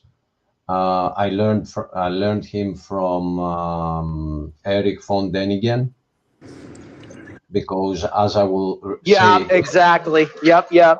Yeah. By the way, has been exposed many times, but this is not. We can go with that discussion if you want. I'm fine. I want to watch more of the video, but also welcome, Dan. How are you doing, Dan? I'm doing well. It's a rainy day here in Northern California. It's probably sprinkling, what you guys would say over in the South, but I'm doing good. Yeah, let's listen to more. That's cool. What part of California are you in? Did you by chance hear clown horns recently? Did I what? I know that sounds like a bizarre question, but Bubblegum also lives in California, and we just heard clown horns behind him like twice. So I thought, hey, might as well ask. Oh, well, that's in my car here, so he must be with me. I got in the van. I told you not to get in the van, guys. Don't get in the van. Whatever you do, run. Achilles, can we please expose a little bit of Mark's strategy? Sure, like sure. just 5 more minutes, and we can stop again if you want. Yep. I've played it, but okay. Well, you've given me about 14 different topics there. I'd like to go one topic. Well, you brought up multiple topics, so I'm just responding to the ones you brought up. This is a problem. If you want a Gish Gallop, I'll respond to every single one.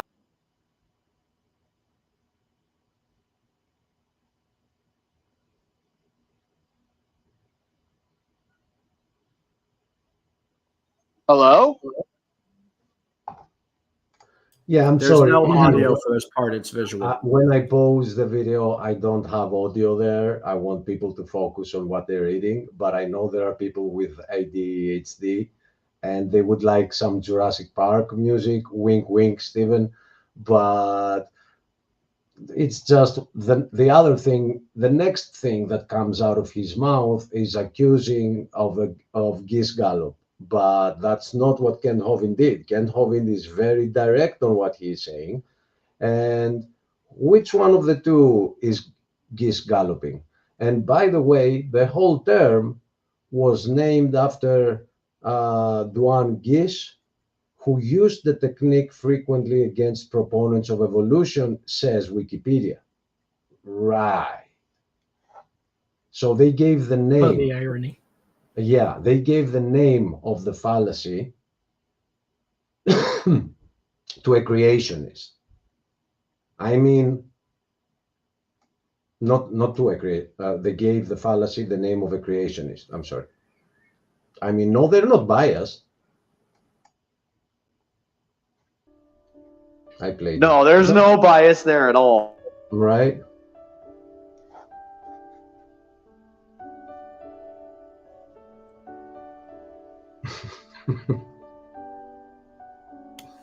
I love it. I did just give you ample time though to respond to the points. So now I'm going to give him ample time, and then I will again give you ample time, unless Base Theory or Claude want to chime in. And I think it'll be more productive that way. So thank you for participating, Kent. Okay. If he would like to change the definition of science to match his religion, that all things are related, that I don't think is logical. I don't think that's wise to do.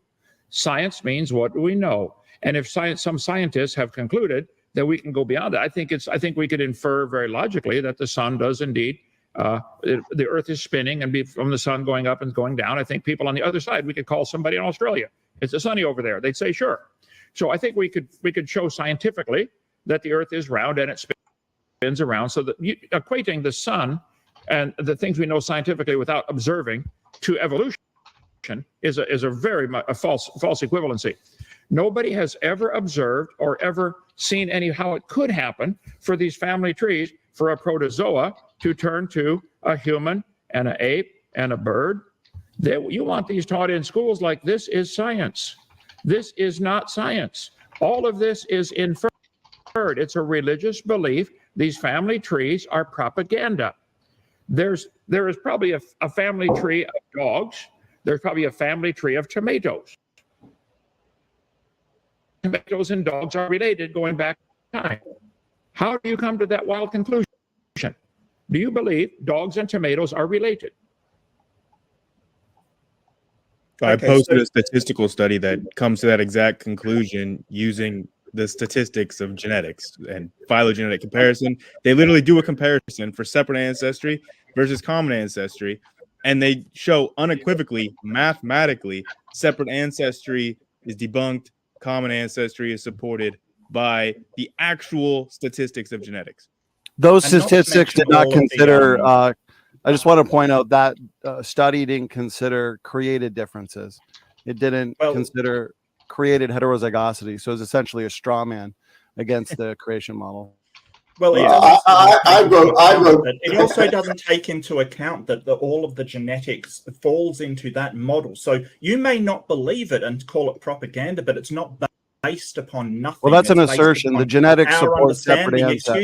Excuse me. Our understanding of the genetics and the way that all of these animals are related to each other. Even if you just look at things like endogenous retroviruses, the closer they are in that tree, the more viruses they share with each other. And you cannot dispute that because that has been absolutely proven.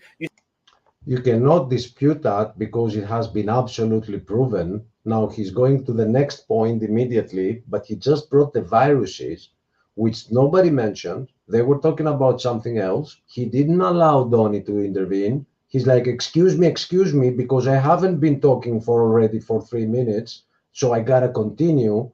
And he responds with something else, which was not related to what they were talking about. And now he will accuse Kent Hovind of bringing multiple subjects. You see, Mark, why next time you're not banned from here, but when it comes to Kent Hovind, we are going to protect him and allow other people to have their own questions until we find someone who can actually discuss. You said we don't show the scientifically the evolution, but we do. That's the let's thing. go one point at a time. He brought up ERVs. Well, let's deal with ERVs. The problem is that Marguerite, don't slap and run. Don't slap and run. Okay, you know better than this. You know better than this. You're a big boy, Mark. Mark, you're a big boy. One top. Could Donnie please be actually independent instead of chiming in on Mr. Hovind's side? I'm not here to moderate. I'm here to debate. Well, I was invited here to debate. I'm not moderating. Hold it. Look, don't bring up multiple points, then the same is true for you. If you're saying don't bring up multiple points, you do the same. Kent brought up 4 points. I tried to address all of them, but he wants to slap and run. This is hypocrisy at its greatest degree. Oh, I need to keep editing this. No, he didn't bring multiple points. Kent Hovind is only making one simple point. And in order to evade that, he keeps bringing other points. And then both the creationists here, both Donnie and Kent Hovind, were ready to respond to him about the ERVs. But he immediately switched and tells them that, oh, don't, I need to talk about something else. Then Claude comes in to wreck the day and accuses Donnie of not being fair, where Donnie is not a host. So we've already been patient here. And Stephen, yes, you were very, very fair, very balanced, just like Fox. No, I'm kidding. Fox News. Fair and balanced. You bring up 4 points, we try to address one, go to the next one, and then you say, oh no, you're bringing up here's what we're going to do. Let's respect Kent's time here. I'm gonna let Kent bring you 1 point. Gish Gallop is what it's called. Dominating. Who on earth is moderating this? Who's in charge? I'm in charge, and I'm going to start muting mics because people don't want to play. I don't understand when you say I'm in charge. Who is the I? Who are you? Stephen. Stephen. You're in charge. Would you please, Stephen, would you moderate? Shut off the other mics when it's one person to talk. I won't interrupt. He asked me the definition of science. I said science has always been what we can observe, study, test, and demonstrate. If he wishes to add more to that, well, we can infer that tomatoes and camels are related. That's not science. But he wants to stretch make a new definition of science to include his religion. I resent that. That is corrupting science. Mark is upset here. He didn't get that definition he Do you wanted. believe, let's pick a new one. Do you believe potatoes and camels have a common ancestor? Simple question. And please shut off my mic when it's his turn to talk. Okay, these Stroman images here, I just placed them there to move them somewhere else. They shouldn't be here. This is not a completed edition version. And Bubblegum, what did you say? I didn't hear you. Mark is upset here. He didn't get the definition he wanted. He wanted Kent to quickly look up the definition of science and then present the atheist definition of science, which is the natural explanation of the world. And well, Mark we go again on this subject again and again and again. Yeah. first off, we still have like 3 more minutes here, and I'm not sure it is you're gonna see him getting kicked because I kicked him out. But then he comes back. I mean, rightfully so. He did get his definition. He just didn't get the definition he wanted. And no, he keeps insisting that the definition that Kent Hovind gives is an archaic version. And it's not, because... yeah, and we brought Google up. And then after Kent Hovind leaves, we bring Google up again, and he completely ignores that he read it. I made him read it. And he reads it, and his emphasis doesn't fall on what you say. Yeah, he's not focusing on that. Yeah, but when Mark says archaic, he's underhandedly saying it is not the atheist definition. It is not the natural explanation. While Mark can't say that out loud, he wants you guys to say it, because as soon as the creationists say, they condemn themselves. So Mark can't condemn the creationist, because if he states that definition himself, he's going to have to provide now an argument for it, but he doesn't want to do that. So he's trying to pin that on you guys. Well, he's not getting it from us, and at the end of it, I had to insult him with something which is very apparent. You see, there are 2 ways, 2 possible explanations for what we have been seeing so far. The first explanation is that he is doing it on purpose because for some reason he wants the anti-theist position to win. He's working for the other side. The second possibility... Well, he is a Satanist. He is actually a Satanist. Did you know? I kind of think so. The second possibility is that he's stupid. So, because I don't want to consider him a Satanist, I consider him stupid. And I tell him. But well, it's not. He was. I told him that there's probably nothing between your headphones. And that's my good side, because my other side would say that you're doing this on purpose. I remember you saying that. Yeah, and he hates me. He keeps going out and all that. Terrible. He insulted me. I've even downloaded GIFs of crybabies, and I have them on the screen later on. Anyway, I'm sorry, Mark, but it's one of the 2. And as Kent Hovind says, which you love, do you know the difference? I will put this on the panel. What is the difference between ignorance and stupidity? Who knows it? There is a very distinct difference between these 2 words, ignorance and stupidity. No one? I wouldn't know, actually. Ignorance is a lack of information. Stupidity is evolution. Oh, it's I get you. It's having the information and intention. I like that, but that's not the right answer. The right answer is that ignorance can be fixed. Stupidity is unfixable. It's just there. But you can fix ignorance. You can study. Can be. Does not mean will be. But I agree with you. Yeah, that's the distinct difference between those 2 words, right? So I hope he can open his eyes. I mean, at some point, I stopped hoping for people. There are some people out there that they do this for a living. It's not like they can be convinced. If they could be convinced, they would have gotten convinced, just as I did get convinced from the truth when I saw the true evidence. I didn't arrive to God by preconditioning. I didn't begin that way. I did it through science. And I started seeing that some things are fairy tales.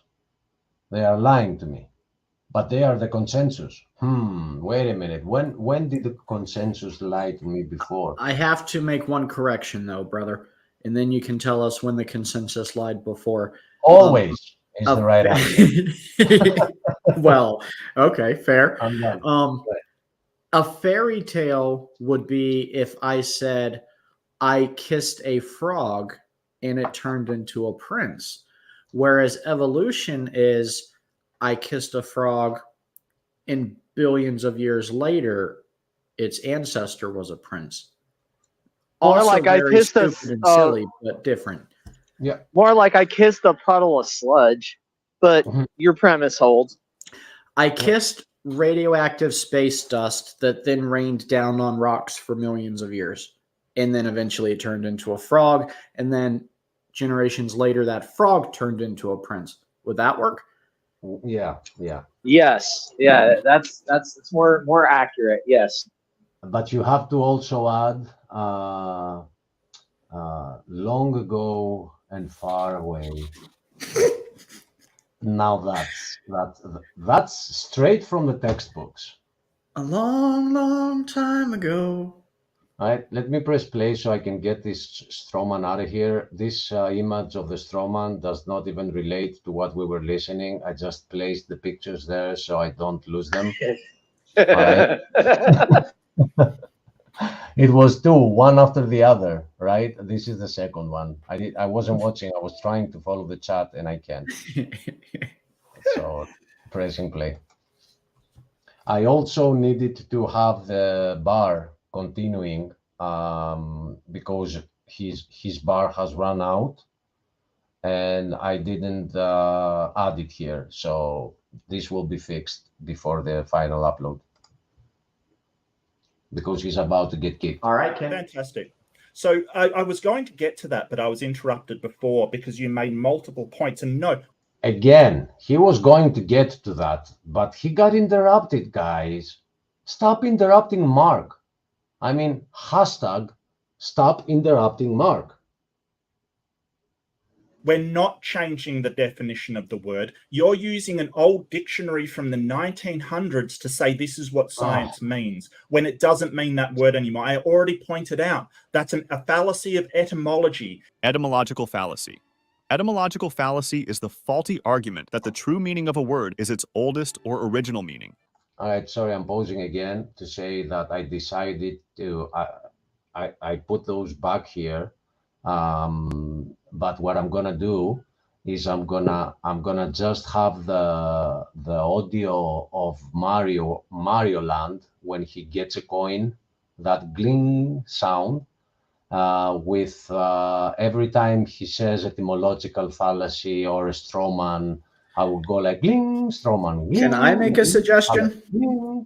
Yeah. I think what you should do, instead of every time do a ping, like the first one, I would add a clown nose, or no. First, I would add like red hair. And then the second one, I would add some white face paint. And then the third one, I'd add a clown nose. And then the fourth one, I'd draw the mouth. Like I would slowly turn him into a clown as he says these funny things. It sounds good, but technically it is too complex because he's moving his head a lot. And I would have to be moving the parts together with his face and save me from more work, you know? Okay. Yeah. And I just don't like this repetition that I redefine what an etymological fallacy is. The first impression that I had was that I would add here, okay, he repeats this point, so maybe he didn't get it, so let me repeat it for him. But instead, I'll just do the Mario thing. I'll go like gling, gling, gling. And, you know, I think it's faster so people don't watch the same thing again and again. So this is part of editing. It's like we are watching the editing process. I'm sorry it's not completed. Pressing play, unless someone has something to say. Not me. Okay, going. It is a genetic fallacy. Genetic fallacy. The genetic fallacy is the act of rejecting or accepting an argument solely on the basis of its origin rather than its content. that basically you're taking a specific definition that's old and not used anymore and trying to apply it. And so when my question back to you, because you do this conflation all the time, do you mean related as in I am related to my brother or sister? Or do you mean related as in we have a common ancestor? What do you mean? All right, Mark, I'm muting your mic. Kent, you're unmuted. Okay. These definitions I'm showing of science were taken off the internet about a month ago. This is not 19th century science, okay? Look up science today. Google the word science. It will say knowledge gained through observations, testing, experiments, okay?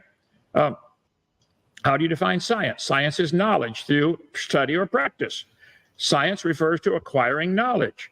The system, observation, experimentation to describe and explain natural phenomena. Don't accuse me of using a 19th century dictionary. This is the definition of science. Science, what we can observe. We do not observe cows produce non-cows or dogs produce non-dogs. I asked you the question, and you say you just throw out the word genetics. Is that supposed to mean something? All the genetics shows there may be variations of the genetics of the different animals, proving a common designer. Doesn't prove a common ancestor. It could just as well prove a common designer. As I've pointed out many times, almost all the programs coming out of Microsoft, Microsoft Word, Microsoft PowerPoint, have thousands of identical lines of code, proving the same guys are writing the code, not proving they came from a common ancestor. You guys see the complex genetics of these different creatures and think they're proof they're related because there's some similarities. That's proof the same designer wrote the code. So I ask you again, do you think a potato and a camel came from a common ancestor? Is that question more suitable? Did the potato and a camel have a common ancestor like these charts show? These family trees show all the vegetables, all the humans, all the animals had a common ancestor.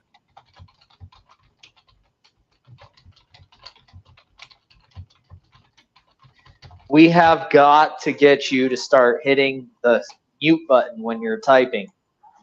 Yeah, It is aggressively loud, Achilles.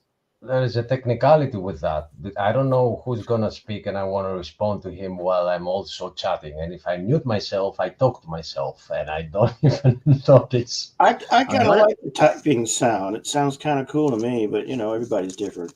What if we just get you a new microphone? Or a new keyboard. New keyboard. Buy I think you it'd be a easier. quieter keyboard.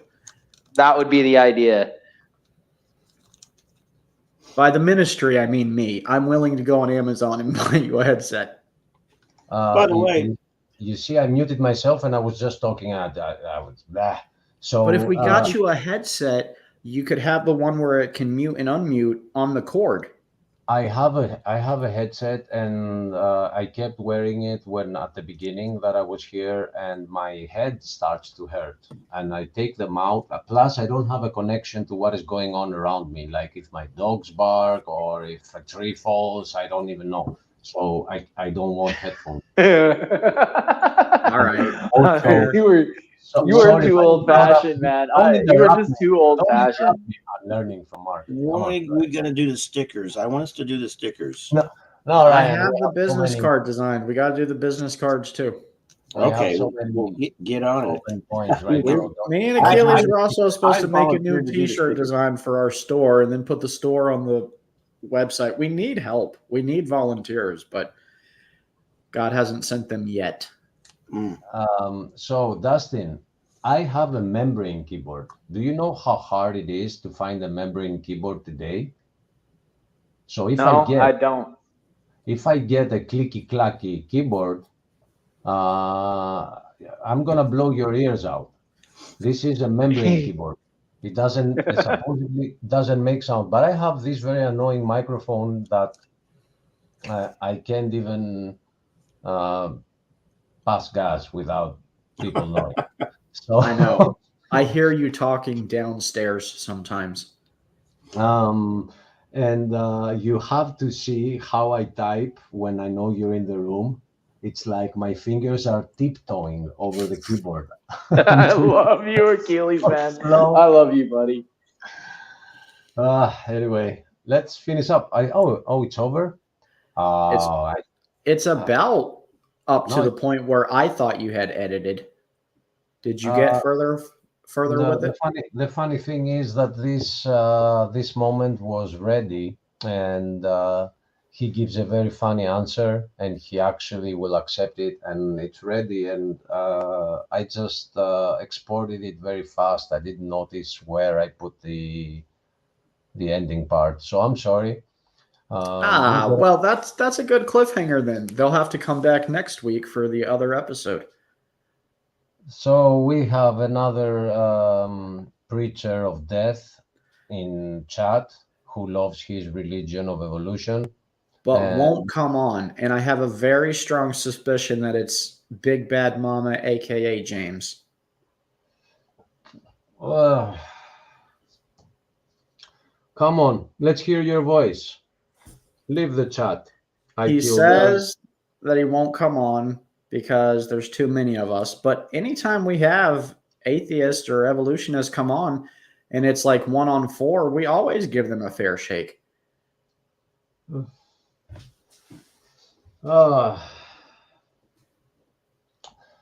So, all right. Here, the only one we don't really give a fair shake to is Bubblegum. And that's because he led me on for an hour about the God of Chaos. Hey, you guys keep asking questions. Dude, I was ready to hunt you down that night. If you did not finally say chaos, I was going to find where you lived, Bubblegum. No, it's very interesting how people with different beliefs see how evolution is a joke, because Bubblegum and us, we don't believe in the same thing, but we can see something that is a joke. So I don't know what's going on with these guys. I mean, are they dumb? Or are they doing it on purpose? It's that they hate God first. I Killed Earl had a question. Religion of death. Yikes. And yeah, it is a harsh statement, but it's absolutely true. It is a religion because you don't have facts. It's a theory. It's still the scientific theory because there's no evidence to make it a fact yet. So it's a belief.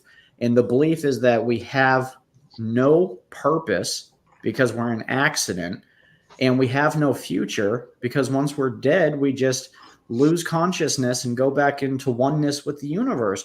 It's a religion of death. And converting people out of the Christian faith, out of the creation stance and into that religion of death, it's just sad. So yeah, we do want to wake you up. It's a religion and culture of death. There's no hope. There's no aspiration. There's no purpose. It's a dead religion. And another reason, very well said, Stephen, and another reason, if I may add, is that according to our worldview, death came to the world because of sin. It didn't bring us, but according to evolution, it required a lot of death for us to be here. A lot of things tried to live, but they didn't make it because they hadn't evolved right. So there were like 10 different branches of each species. 9 of them died, 1 went on. And then out of that 1, another 10 branched. 1 of them made it, the other 9 didn't. So if you look from where you are back, all you see is death. If you look to the future, there's nothing. So yeah, it's a religion of death, and we are here to help you see it. That's all. The funny thing is that we are trying to get you out of that religion of death because we believe that there is a heaven and a hell, and we don't want you to go to hell for not accepting the only way to get to heaven, which is Jesus Christ. From your perspective, why are you trying to convince us? Why are you trying to believe in nothing? Believe that we came from nothing and we are going to nothing? Yeah, Hooligan.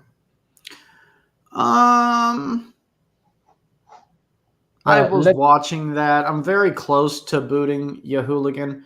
Yahooligan, you're welcome to come on here also and plead your case. But I'm telling you guys now, we've had this conversation with countless atheists, countless evolutionists. There is no evidence. And every time they come on the panel, we don't jump them.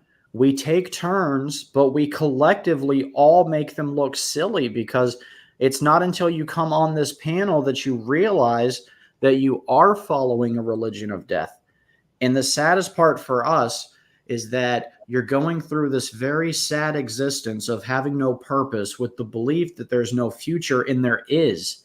And with your current belief system, your future is hellfire. It's not pleasant.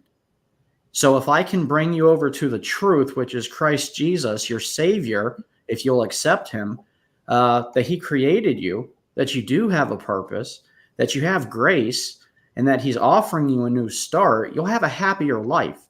But not just will you have a happier life, you'll acknowledge your future, and the future you'll have at that point will be much more pleasant than the current one that you're offered by your religion of death. Stop wasting your life preaching hate and lies. Do we preach hate and lies on here? I didn't know that. Wow. I thought we preached love and truth on here myself. Yeah. I mean, I've said some pretty hateful things, but they weren't preaching, though. I wouldn't say it's hate. I would say it's intolerance. So my religion, polytheism, is a religion of intolerance. We do not tolerate. I mean, my religion, I'm the one that has to be tolerated, because I'm told that I'm to conduct myself as an alien. I'm not of this world.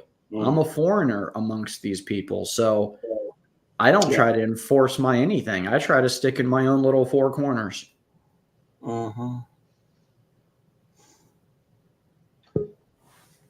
Has anybody here ever read The Four Agreements? The what? Yes, I have read it. I have read it, Dustin. That's a good book. You know what impressed me about that book, Dustin, is that it was supposedly came from the knowledge of the wisdom of the Toltecs, right? But yet, what it has in it, it's not a Christian book per se, right? No, it's not. But it does. It kind of has some overlap, though.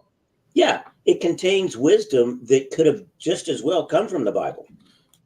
That's what impressed me about it. And I don't think the Toltecs ever read the Bible or knew of the Bible, but yet they came up with a philosophy, or they came up with conclusions that seem to be very close to the Bible. It's just interesting.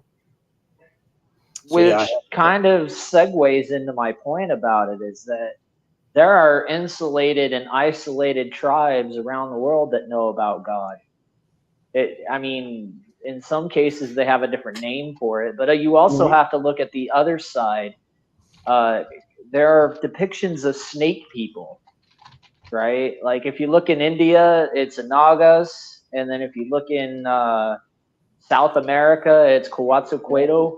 There are these amazing distance where these people are linked by the things that they claim in their rituals and in their traditions.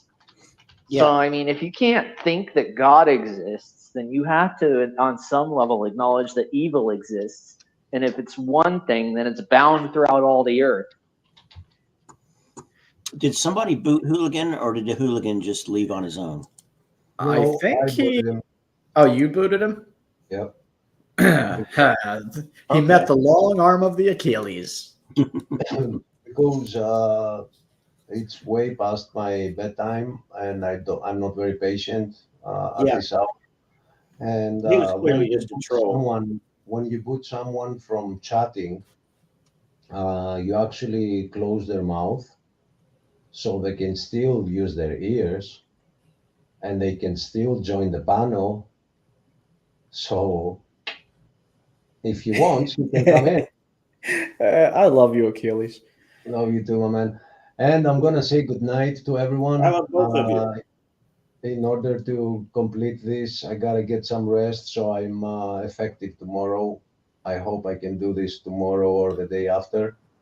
So please keep the stream going so I can listen while I'm lying down. Love you, Achilles, man. You have a good night. Sleep well. Well, okay. If you're wanting us to give you boring content to help you fall asleep, we can talk about the explanation for the Big Bang. But if you're wanting something to laugh while you're falling asleep, we'll go into Origins of Species. What do you want tonight? Surprise me. How about this? This will put you to sleep. So what is your opinions on Harrison Ford's character? Was he also a replicant himself? You know, I think he was, because like the whole unicorn thing kind of insinuated he was. It's just so we can have a talk about Blade Runner if you want. But I think Blade Runner. What? Oh, I think Blade Runner should have gone the way Ghost in the Shell did, in which they hinted at the spirit and the soul. Because in Ghost in the Shell, it's like, oh, there is a spirit, there is a ghost. I've heard of that movie, but I did not see it. It's like it kind of touches on the same subject, like what actually gives something consciousness. Mm-hmm. It's not something off the body. And so in Ghost of the Shell, it's the anime. It just says, well, there is, you know, a ghost, and then it gets theological from there on. But Blade Runner doesn't really go that far. Yeah, it just goes into leftist politics with a new one. What the heck are you guys talking about? Blade Runner. I was talking about. Did you ever see Blade Runner, Stephen? No. Oh, you're missing out. What's the first one? Don't watch the second one. It's a film. It's basically a science fiction film noir. You know, the film noirs where they had the narrator, the detective, you know, and everything's dark and, you know, it's black and white. It's always raining and all this. Imagine that, a science fiction version of that, and you kind of get Blade Runner. It's like in a cyberpunk future. It's set in the future, and it basically is about these artificially created people that weren't really people. They were sort of people, but not really. They were artificially made, and they decided they're designed to die after, 7 years or 6 years, something like that, depending on the model. Yeah, and so a group of them rebelled so that they could go find the guy that created them and get him to give them long lives or something like that. Yeah, but it's an interesting. It's got a lot of. It was pretty innovative in terms of the atmosphere and everything. It was very dark and rainy all the time. It had a lot of atmosphere. That's one thing to say. I think it was just a big missed opportunity for them to go into theological and talk about the spirit, because like where are these androids getting their consciousness would have been a big question. Yeah, what made them want to rebel and try to remove that death clock inside of them? I mean, what made them want to do that? Yeah, you're right. They could have gone further with it. They really. That always leads me to that question about why a third of the angels chose to rebel with Lucifer. Yeah, that's a good question. It's another good question. And it's easy to convince people that when you have to obey somebody, that you're in a slavery situation. Mm-hmm. I mean, I guess it would have to be something like that, because I mean, the evidence is there that a third of the angels did follow him. You know, him as in little h, Satan. But the irony of it is now that they have two masters they have to listen to. Yeah, I know, right? Right. It's like the Civil War. You're not free, just new management. Right. How many total angels, both good and evil, do you think were created at the beginning of the creation? Like, how many are there? Like millions, billions? I mean, it's hard to really tell. Okay, now there's something that was very closely related to my training as a child. The angels are related to dimension. Okay, so there are as many angels as there are dimensions. That means sizes, worlds, concepts, individual people. It's matched 1 for 1. Okay. Feels like this is going into the forms. For example, there would be an angel behind the form of a telephone, and I think that kind of gets into idolatry. And when you start deifying the forms, to start deifying ideas, that's actually technically correct. That's actually technically correct. That was the point of learning those principles so that they could be spread. Well, here's the thing about Ryan's question. He said, I wonder how many. And we know that there's a scripture verse that multiple scripture verses that imply that there are heavenly hosts, plural. And we know that when Christ was crucified on the cross, he could have called a host of angels down to take him off the cross at any moment, and a host is 10,000. So we know that there's multiple hosts, so at least 20,000 angels. But we also know that a third of the angels had fallen at that point. They were already with Lucifer, so we know that we can add another third to that. So there's quite a few angels, but possibly millions. I mean, they could be ever producing, but never infinite. So they could produce into the trillions. Not necessarily infinite, but I'll tell you one thing. We're taught that we are surrounded by demons, and demons are nothing more than fallen angels. Well, some of them, because angels also. What would be a demon? A fallen angel. There is nothing else that qualifies. Couldn't like a human soul turn into a demon? No, and no. Yeah, humans and angels are separate. Because there's people who make contracts with these demons, fire demons, and so they make contracts and then they become familiars or jousters. There are some job positions, but possession doesn't mean you gain power. Possession means you're manipulated for your power. There's a difference. So you never lose that form of the soul. I mean, because to me, like, is it possible for like a human soul to be corrupted into a demon? Is that even possible? I don't think so, because I think that I know there's some who believe that demons are the souls of the Nephilim, but I am more, I don't know. I always used to lean towards demons being the fallen angels, but there may be something about the disembodied spirits or souls of the descendants of the Nephilim. Because, like, I mean, let's say we get a bunch of human souls, and then you forcefully conjoin them into some horrid thing. Would that be considered a demon, or just a mutilated human soul? Are you talking about like taking a bunch of human souls and making an amalgam, and then like hammer forging it into some kind of a weapon? What are we talking about here? Basically, but like, still sentient amalgamation. No, that's not how that would work.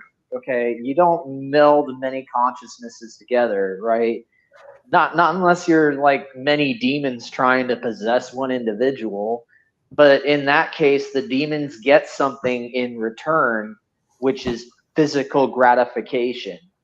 Right? So, like, you're not taught what purpose would you have for making such creature?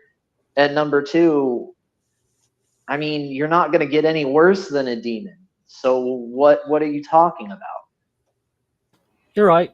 I mean, to me, it's just something to make it like a foot soldier, or just just making another. I mean, the only foot soldier that a demon is interested in is one that's currently alive.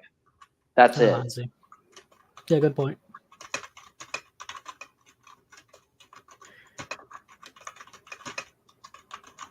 I mean,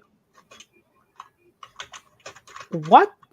Because it seems to me what do they want the human souls for? I mean, for energy, right? Because no. The demons don't want the human souls. That's not what they're after. Demons are after physical gratification. They want a piece of life.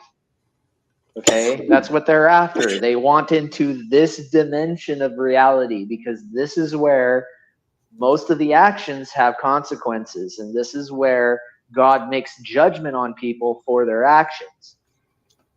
Yeah, but I mean, what would they get from that? Let's say they win all this entire Earth. Now they're subject to that those consequences. Why would they want to be subject to consequences? They're not. People are.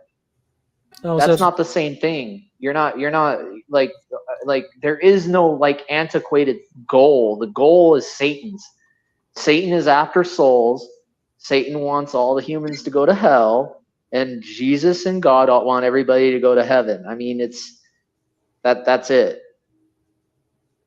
Yeah, but like, let's say they do get this. What then? What do you mean? I mean, let's say you do get your goal. It's like that. It's like that woman from Rick and Morty who wants to be like the most richest person, and then Rick just grants her all the money, and she becomes the richest person. Well, what then now? See, you're looking at Satan like Satan's an intelligent being. Satan's a dog chasing cars. He doesn't have a real plan. He's miserable. He wants worship, but he doesn't want worship from mankind. He wants worship from his fellow angels. He wants adoration. He wants to be exalted above the Most High. That's his goal, right? If he can't have what he wants, he's basically a little child throwing a temper tantrum, doing anything he can to make God's day a little more annoyed.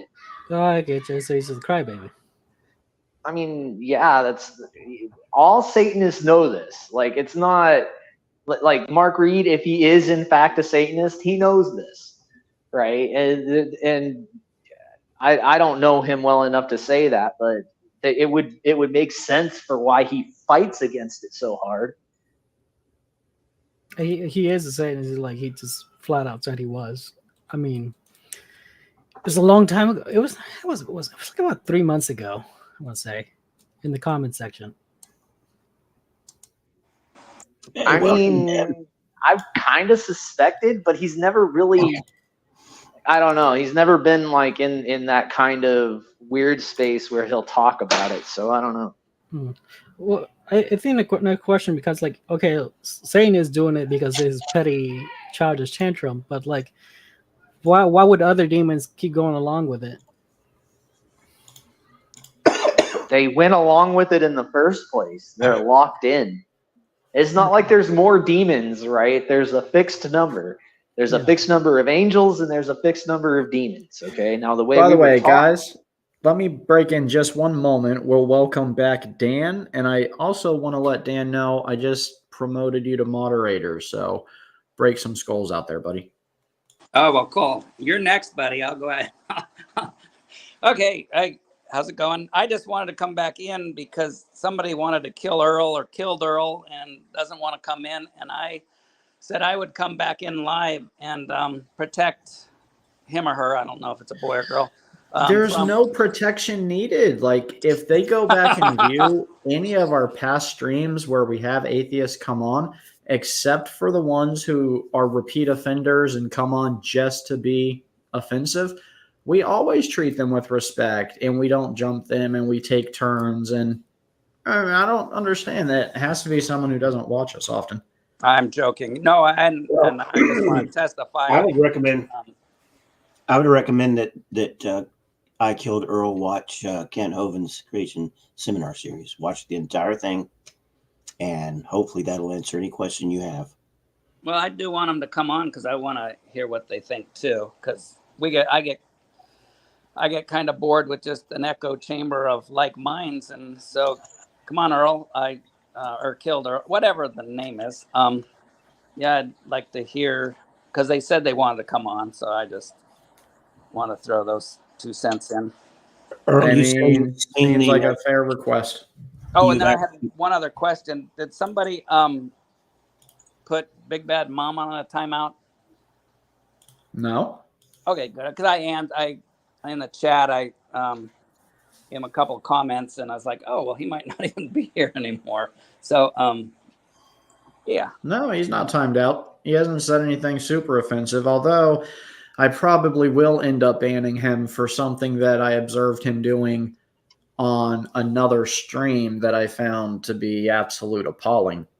But it's not because he came over here and said something offensive like he's usually.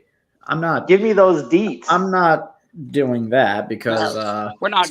We'll do it in the private chat. Do it in the private chat. Give me those deets. You don't need the deeds. All you need why to not? know is that he just said 'Cause- something offensive and or did something offensive rather, and I just don't think he's the quality of guest I care to have around. Well, I would say on this show, because he's mostly been very polite and very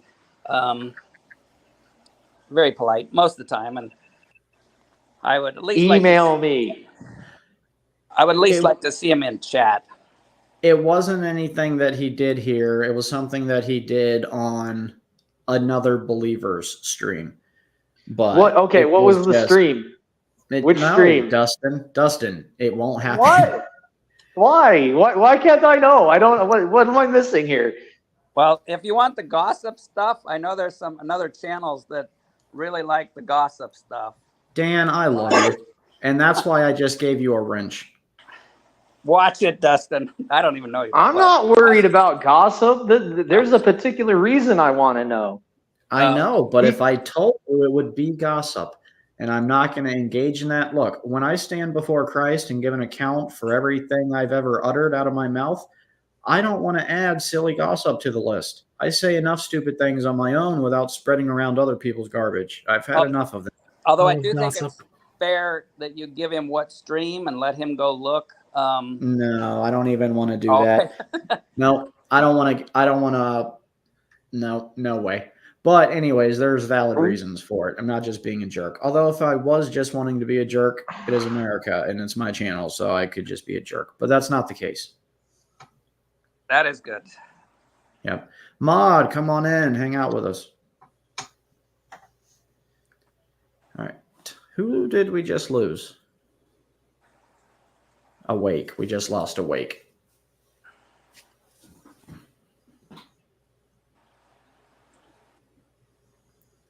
All right, so that got quiet and awkward. Dustin? Well, I was I'll talk because I've let me get out of this room. Well, I mean, I'm not trying to gossip, right? Like, I want to know because there's no, I didn't call on you to go back to that. We had already resolved that whole situation. No, I was just putting closure to it. I had closure. I was going to sleep fine tonight. Did you need Well, I closure? wasn't. Let me give you closure, I needed Dustin. closure. Well, you're not allowing that. You need some drama. Yeah, now you're just teasing me, you douche. That's not gossip at all. It's not gossip. I'm not giving deets. That's why we're still having this conversation. And I wish for the love of everything that Dan would change the topic. All right. I could probably share a quick topic on the whole ERV because I thought you guys want to get to that part of the video, and I want to address it real quick. If you want to address ERVs, you can do that. Yeah, I'll give you like, the floor. Yeah, because I told this Donnie. Donnie knows this. I sent him this. Like, they're using a circular argument. So you ask them what evolution is true, right? And then you ask them, well, why is evolution true? Because ERVs are viruses passed down from ape to man. Well, how do you know that? And when you ask them later on in the same video you guys were reviewing, Donnie asked this to Mark, and Mark reads, well, we observed this million years ago. But that's presupposing evolution is true.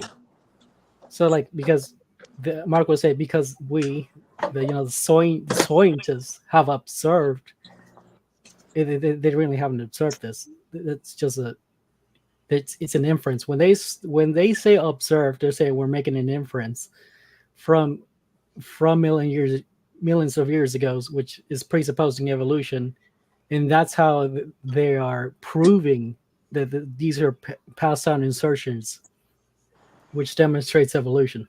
But this is a circular argument. Like, how do you know these ERVs are passed down insertions? Well, we observed them a million years ago. It's the same with the geologic layers. They date the layers off the fossils, and they date the fossils off the layers. It's like, okay, that's not circular at all. Yeah, because what they're proposing is like saying my dog caught a code, and now it's laying eggs for some reason. It's a ridiculous claim. And all of their examples are like examples of devolving. They're claiming that the placenta was the result of a virus that damaged our egg, our egg capacity. I don't know. They use some kind of funky word, but whatever. Well, that was a convenient mutation. Yeah, which is like saying your dog is now laying eggs because it caught a cold. It's ridiculous. Well, the other one that I'd like explained, and seriously, because I started getting nerve twitches, is when they go, well, a dog will only produce dogs. A cow will only produce cows. Whatever that's called, they have a name for it. That things will stay in, they won't change. A whale will produce whales, and it's like, wait a minute, then nothing would ever change. And then with the billions of species we have on Earth now, you think one of those would be changing, because it's so slow and gradual. One of those should be changing into a different life form. We should see some hair growing on some kind of species that didn't have hair, instead of all the things that are, like you said, Stephen, it's just things that are losing stuff. And the other one that I like, and nobody's ever answered, is we should see trillions of mutations that add information to the genome. Amen. And so I've put that out to everybody, even Big Bad Mama and everybody else, and they just ignore it because give me a list. There must be a peer-reviewed paper or papers of hundreds, if not thousands, of these mutations that are foundational for godless evolution, or even God evolution. But for sure, godless evolution. And I've got a list with, lactose tolerance, HIV, the bacteria changing, sickle cell anemia was beneficial. So there you go. Yeah, and correct me if I'm wrong, Dustin, but Earl said there's other methods to date fossils, and that's true. You have carbon dating for bone, but what's the other form of dating they use? Pistachio dating or something? Pistachio. No, it's pistachio argon rate. Oh, you just messed me all up when you said right, pistachio. But you knew the one. Pistachio radion dating, and then there's argon. But yeah, right. So we're aware of different methods, Earl. It's just that with all of those methods, they presuppose equations, and then they build a ton of assumptions off of those equations that they assume, and they don't ever tell you that. Because like if you actually do like just regular carbon dating, you get like around 200,000 years at most. You don't get the 4 billion they need. No. Hey, Earl, I killed Earl. Let me ask you this question. Why is there ethane on, I think it's Jupiter? Why? There's nothing living up there to produce carbon-based gases. Oh, that's Why true. is it up There were no farting dinosaurs up there, so that's a good Why question. is it up there?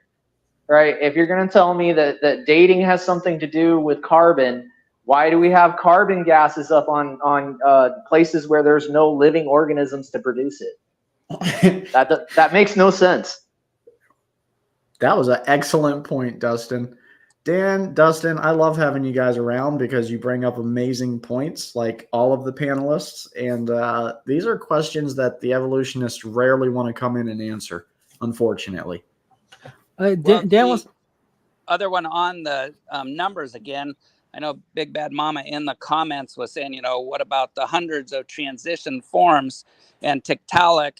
And I put it in the comments, but that's why I wanted to ask if he was still around, is that so we have billions of species that have been on this planet, which means between them you would need a multitude of transitional creatures, and you're saying we have like hundreds. So out of the trillions of fossils, it doesn't seem like that big of a number of transition forms when each thing, I used to laugh of the, in the 70s. Well, here's the thing. They don't actually have transitionals. They have quote unquote sister lineages. And that's not a transitional. And what's ironic is between ape to us, they say there's like 14 different species that they found that are intermediate between us and them.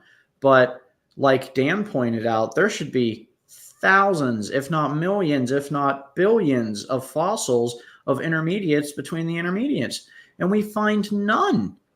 Well, they're not even the intermediates, because intermediate would presuppose it's a transitional. It's not transitional. But I'm going off their theory. They have no proof, and they have like so many gaps. Yeah, and I'm given their language, and so in their language, you'd have to have tons. Because even as dumb as I was in high school, you know, in the 70s, we were taught that there was a missing link between ape and man. And okay, it wasn't in high school. I wasn't that bright. But later on, it's like, wait a minute, there'd have to have been hundreds of transitional species between human and ape. And then they're going, oh, well, that's really not the transitional. That's really just a cousin. We don't have the common, not one of the common ancestors. So they're thinking that between a chimpanzee or an ape, whichever one, there's a transitional common ancestor, and it's like that doesn't seem that right in reality. Well, are they saying they think, or would there be? Because a think isn't proposing evolution; it's just saying I think. But who cares what you think? Well, exactly. But they're scientists, so we have to believe them because they got a PhD and they're scientists. Well, So, I think this is a way of them avoiding saying a lie, because if they say a lie, they condemn themselves. And this touches again into the esoteric law, and I think a bunch of these are just Satanists LARPing as scientists. Well, they stopped looking to the fossil record, okay, because they started realizing that there was an issue when they found birds inside of dinosaurs' stomachs. So what did they start doing? They started looking to the smallest parts of the body, the genome, and trying to say that the similarities prove relation. Well, if we want to get honest about it, the genome is based on atoms, which basically derived from everything. So yeah, in that kind of a perspective, we are kind of all related because we're all made up of neutrons, protons, and electrons. I can see that being the case, but when you're talking about like genetic sequencing and sister genomes, and the fact that bananas share 50% of our genome. Oh, I mean, so they're pulling a sleight of hand with their linguistics here. So when they say the genome similarity, they're not talking about the sequence. They're talking about the elements. well, exactly. With junk DNA, it was one of my best with Richard Dawkins when he goes, oh, all this junk proves we have a link, common ancestors, and then the genome, and it's like, oh, there's not that much junk. And it's like, well, that proves that we have that. So lack of junk proves we have common ancestry. And it's like, wait a minute, that's nobody. They just keep giving him money for books. Crazy. Yeah, I think somewhere in that video, Heart of Flesh brings out that humans and chimps are only actually less than 65 genomically similar. And then Grayson gets uber mad at this. He gets freaking triggered. And he's like, what's your source for this? And the source Heart of Flesh presented was literally an evolutionist atheist source. This is from that animation he showed was from an atheist evolutionist source. And he was triggered by that. Because it's like, didn't he not know that they're cherry picking what parts of the genome they're comparing to get the 99%? Of course they don't, and then that scientist who would have said that is really not a good scientist, even though he's an evolutionary scientist, because he doesn't agree with what we have to believe to have godless evolution. Well, I think it's about tricking the masses. because like if the masses knew that the way they get the 99% figure was by not comparing 25% of the human genome and then not comparing 13% of the human genome, so that they're cherry picking what they get to compare. Well, the masses would say, well, that's bullshit because you're cherry picking. But the masses don't know that they're doing this trick in which they're cherry picking like Bubblegum. You're doing fine, but I'll remind you of your language, please. Oh, sorry, did I say something wrong? Yeah, you You're said bringing me BS. back to high school. Stop it. Oh, my bad. Sorry. No, you're good. I know it's an unconscious thing, but thanks if you watch that. Okay, sorry about that. So yeah, like if the masses knew they're cherry picking, 50% and comparing it to the other closer 50%, well, everyone would know that's just wrong. Well, they don't have enough of the genome sequence to do a 1-to-1 comparison. So they looked at specific sites to see if they could find the same genes in the same place. And because they kept coming up against the same genes in the same place, they decided that because of that, it's 98% or whatever it was.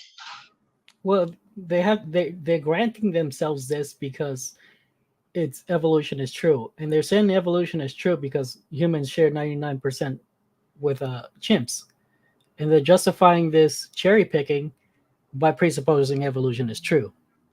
Well, but then they're also leaving off the table that it's possible that life has to have these particular genetic markers where it is to be alive, and it's not really a relation thing so much as a requirement thing. Well, yeah, because like you need the proteins, like for something to be there, for a monkey to have flesh and for a human to have, I don't know, fingernails, you still need the protein. They still need to be coded in a similar way. For example, actually, there's a much more fundamental issue here, and that is the energy of the cell. Okay, there's a fundamental difference between like plants and humans, but for the most part, the structure is the same. Chloroplasty for plants, PPT for humans. I think it's also known as glucose. But again, I'll bring this back to Kent Hovind's, famous point. It's just proof of a common designer. You have a design that works, you're going to use it repeatedly. You would be kind of an idiot to not do so. Yeah, what are they expecting? That was what I was saying, but I wasn't saying it Kent Hovind style, so that it would have been more generally accepted. Are they expecting a car with like triangle wheels or hexagon wheels? Like what? Like this is clearly the best design for this. Because it's about efficiency. And so like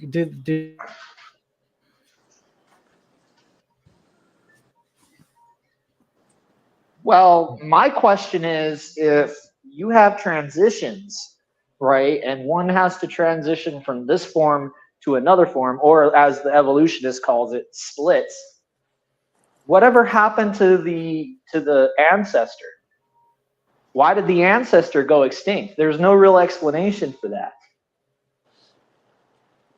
And some of these are worldwide. You could see if it was a little ring species or a species that's stuck in a little valley or something, and but you're talking about species that are worldwide and are part of the node in the tree back in history, and there's no way that the whole species could have changed to another type.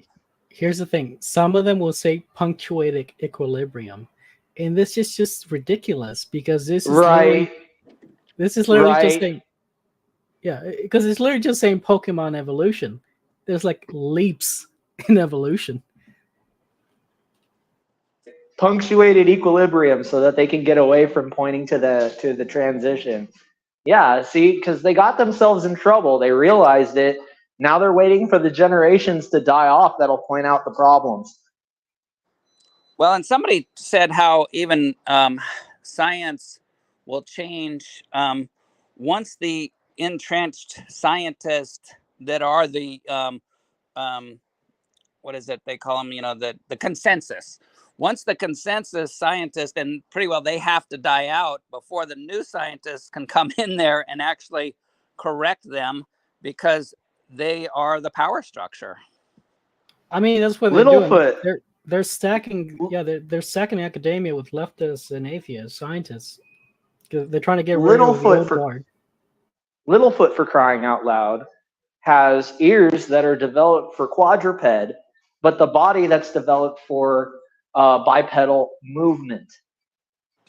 Yeah, but the thing about Littlefoot is it really is his fault. Every time they ran into Sharptooth, it was because he wasn't listening to the adult longnecks. And I think there's no excuse for it.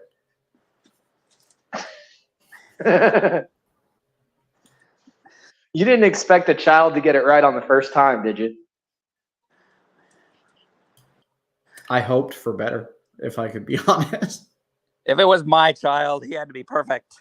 I mean, honestly, there are 14 of those movies now, and Littlefoot messes up in all 14. He never evolved. Oh, good point. You're right. And he never evolved. So, proof that evolution is a farce. Now, the one I would love to see, if, talking about transitions, is if the platypus had died out, even if we grant deep time, if it had died out a million years ago and went extinct, and they dug up that body, they would go crazy. I mean, it was a transitional form for everything. He was probably going to be a big part of the trunk of a tree. But God had a good sense of humor. And we have that little creature that they really can't explain, swimming around, zapping shrimp, laying eggs, nursing its young. Had a guy, creationist, come by and he goes, "That's God's sense of humor." Platypus is right in their face that their theory does not work. Here's what they say to that, because it is a crocoduck argument. And the funny thing is, like, they don't even know their own arguments, because, for example, here's the reply I got to the crocoduck. I presented this as as a crocoduck example, but the atheist, the evolutionist, said, well, it's okay for a platypus to lay eggs because we all evolved from lizards, and lizards used to lay eggs, so it's okay for a platypus to lay eggs. Okay, then I present. Okay, what if I present to you a lizard that gives placenta birth, and then he all of a sudden the evolutionist says, well, I won't take that as evidence. Because, however, gentlemen, yes, hey, one lady, gentlemen, and dear sister awake, and Ryan, I think you may be muted. It is 10:15. Ryan, I know you're headed to bed. You drank your night juice. I'm ready for bed because I have to farm in the morning. And Awake, are you going to be up for a while, or are you planning on going off? Trying to say amen. We are leaving in a little bit. Yeah, I'm starting to Not quite yet. cold symptoms. So if I wake up sick in the morning, I'm going to have to call in because I've been sneezing. My nose has been running. And so it's possible I may wake up sick in the morning. I don't know. I spent the entire day breathing in smoke and putting out fires that we didn't want started. So, yeah, your day sounds hard too, though, Ryan. Yeah. Fortunately, one of the perks I have is that I've got a lot of sick leave built up. So if I have to use it, I'll use it. I just spent my day chopping wood all day. You guys got it easy. You know what? I'm going to give it to you, Dustin. I think you have me beat. I think you got me beat for sure. I mean, we chopped at least like 4 cords. I mean, it's not delivery ready, but we broke down the big rounds. You should have a machine for that. I mean, if you guys am the machine. If you guys think you have it rough, poor Dan lives in Hollywood, and he has to live right next to Tom Cruise. Imagine that. Keep your eye out for number 1 while watching out for number 2. Yeah, that's my advice there. That's a mission that's impossible, really. I am Tom Cruise. When I went to the Philippines, what happened when you went to the Philippines, Dan? they said I looked just like Tom Cruise. that I look better than he does. Are they calling you small or are they calling you handsome? Guapo. Guapo. I thought they were just calling you white.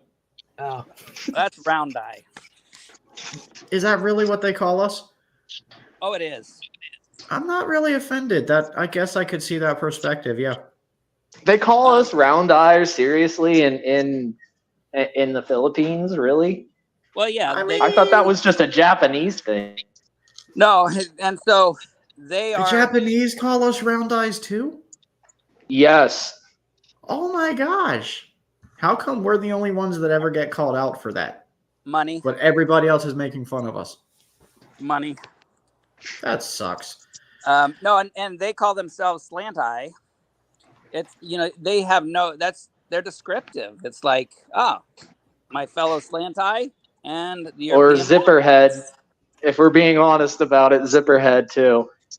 Well, it's not like they're trying to be insultive. It's like he said. It's just a descriptive thing for a culture. I get it. I'm not offended, really. But on that note, everybody, I will have to shut this down. It's been an awesome stream. And tomorrow we have nothing scheduled, but possibly Brother Achilles or maybe Ryan or one of the hosts will want to do a show. And the Holy Spirit will move in and it'll be amazing. But as of right now, there's nothing scheduled for tomorrow. So you'll catch us again on Friday? Who has a show Friday? Friday. I don't know, but I just want to say, Shana, you were saying some wonderful things in the comments. Amen. A parting thought. Okay. Alligators made it through the extinction. Think about that for a second. To be fair, though, the vast majority of alligators live in Louisiana and in Florida. And I know both those states love to hunt some alligator. And if Florida man and Louisiana man can't make alligators go extinct, it's possible that they did live through the other dinosaurs' extinctions. Yeah. I agree. Although we know it didn't happen that way. I love you guys. Have a great night. Much love. Much love. I love you guys. Hey.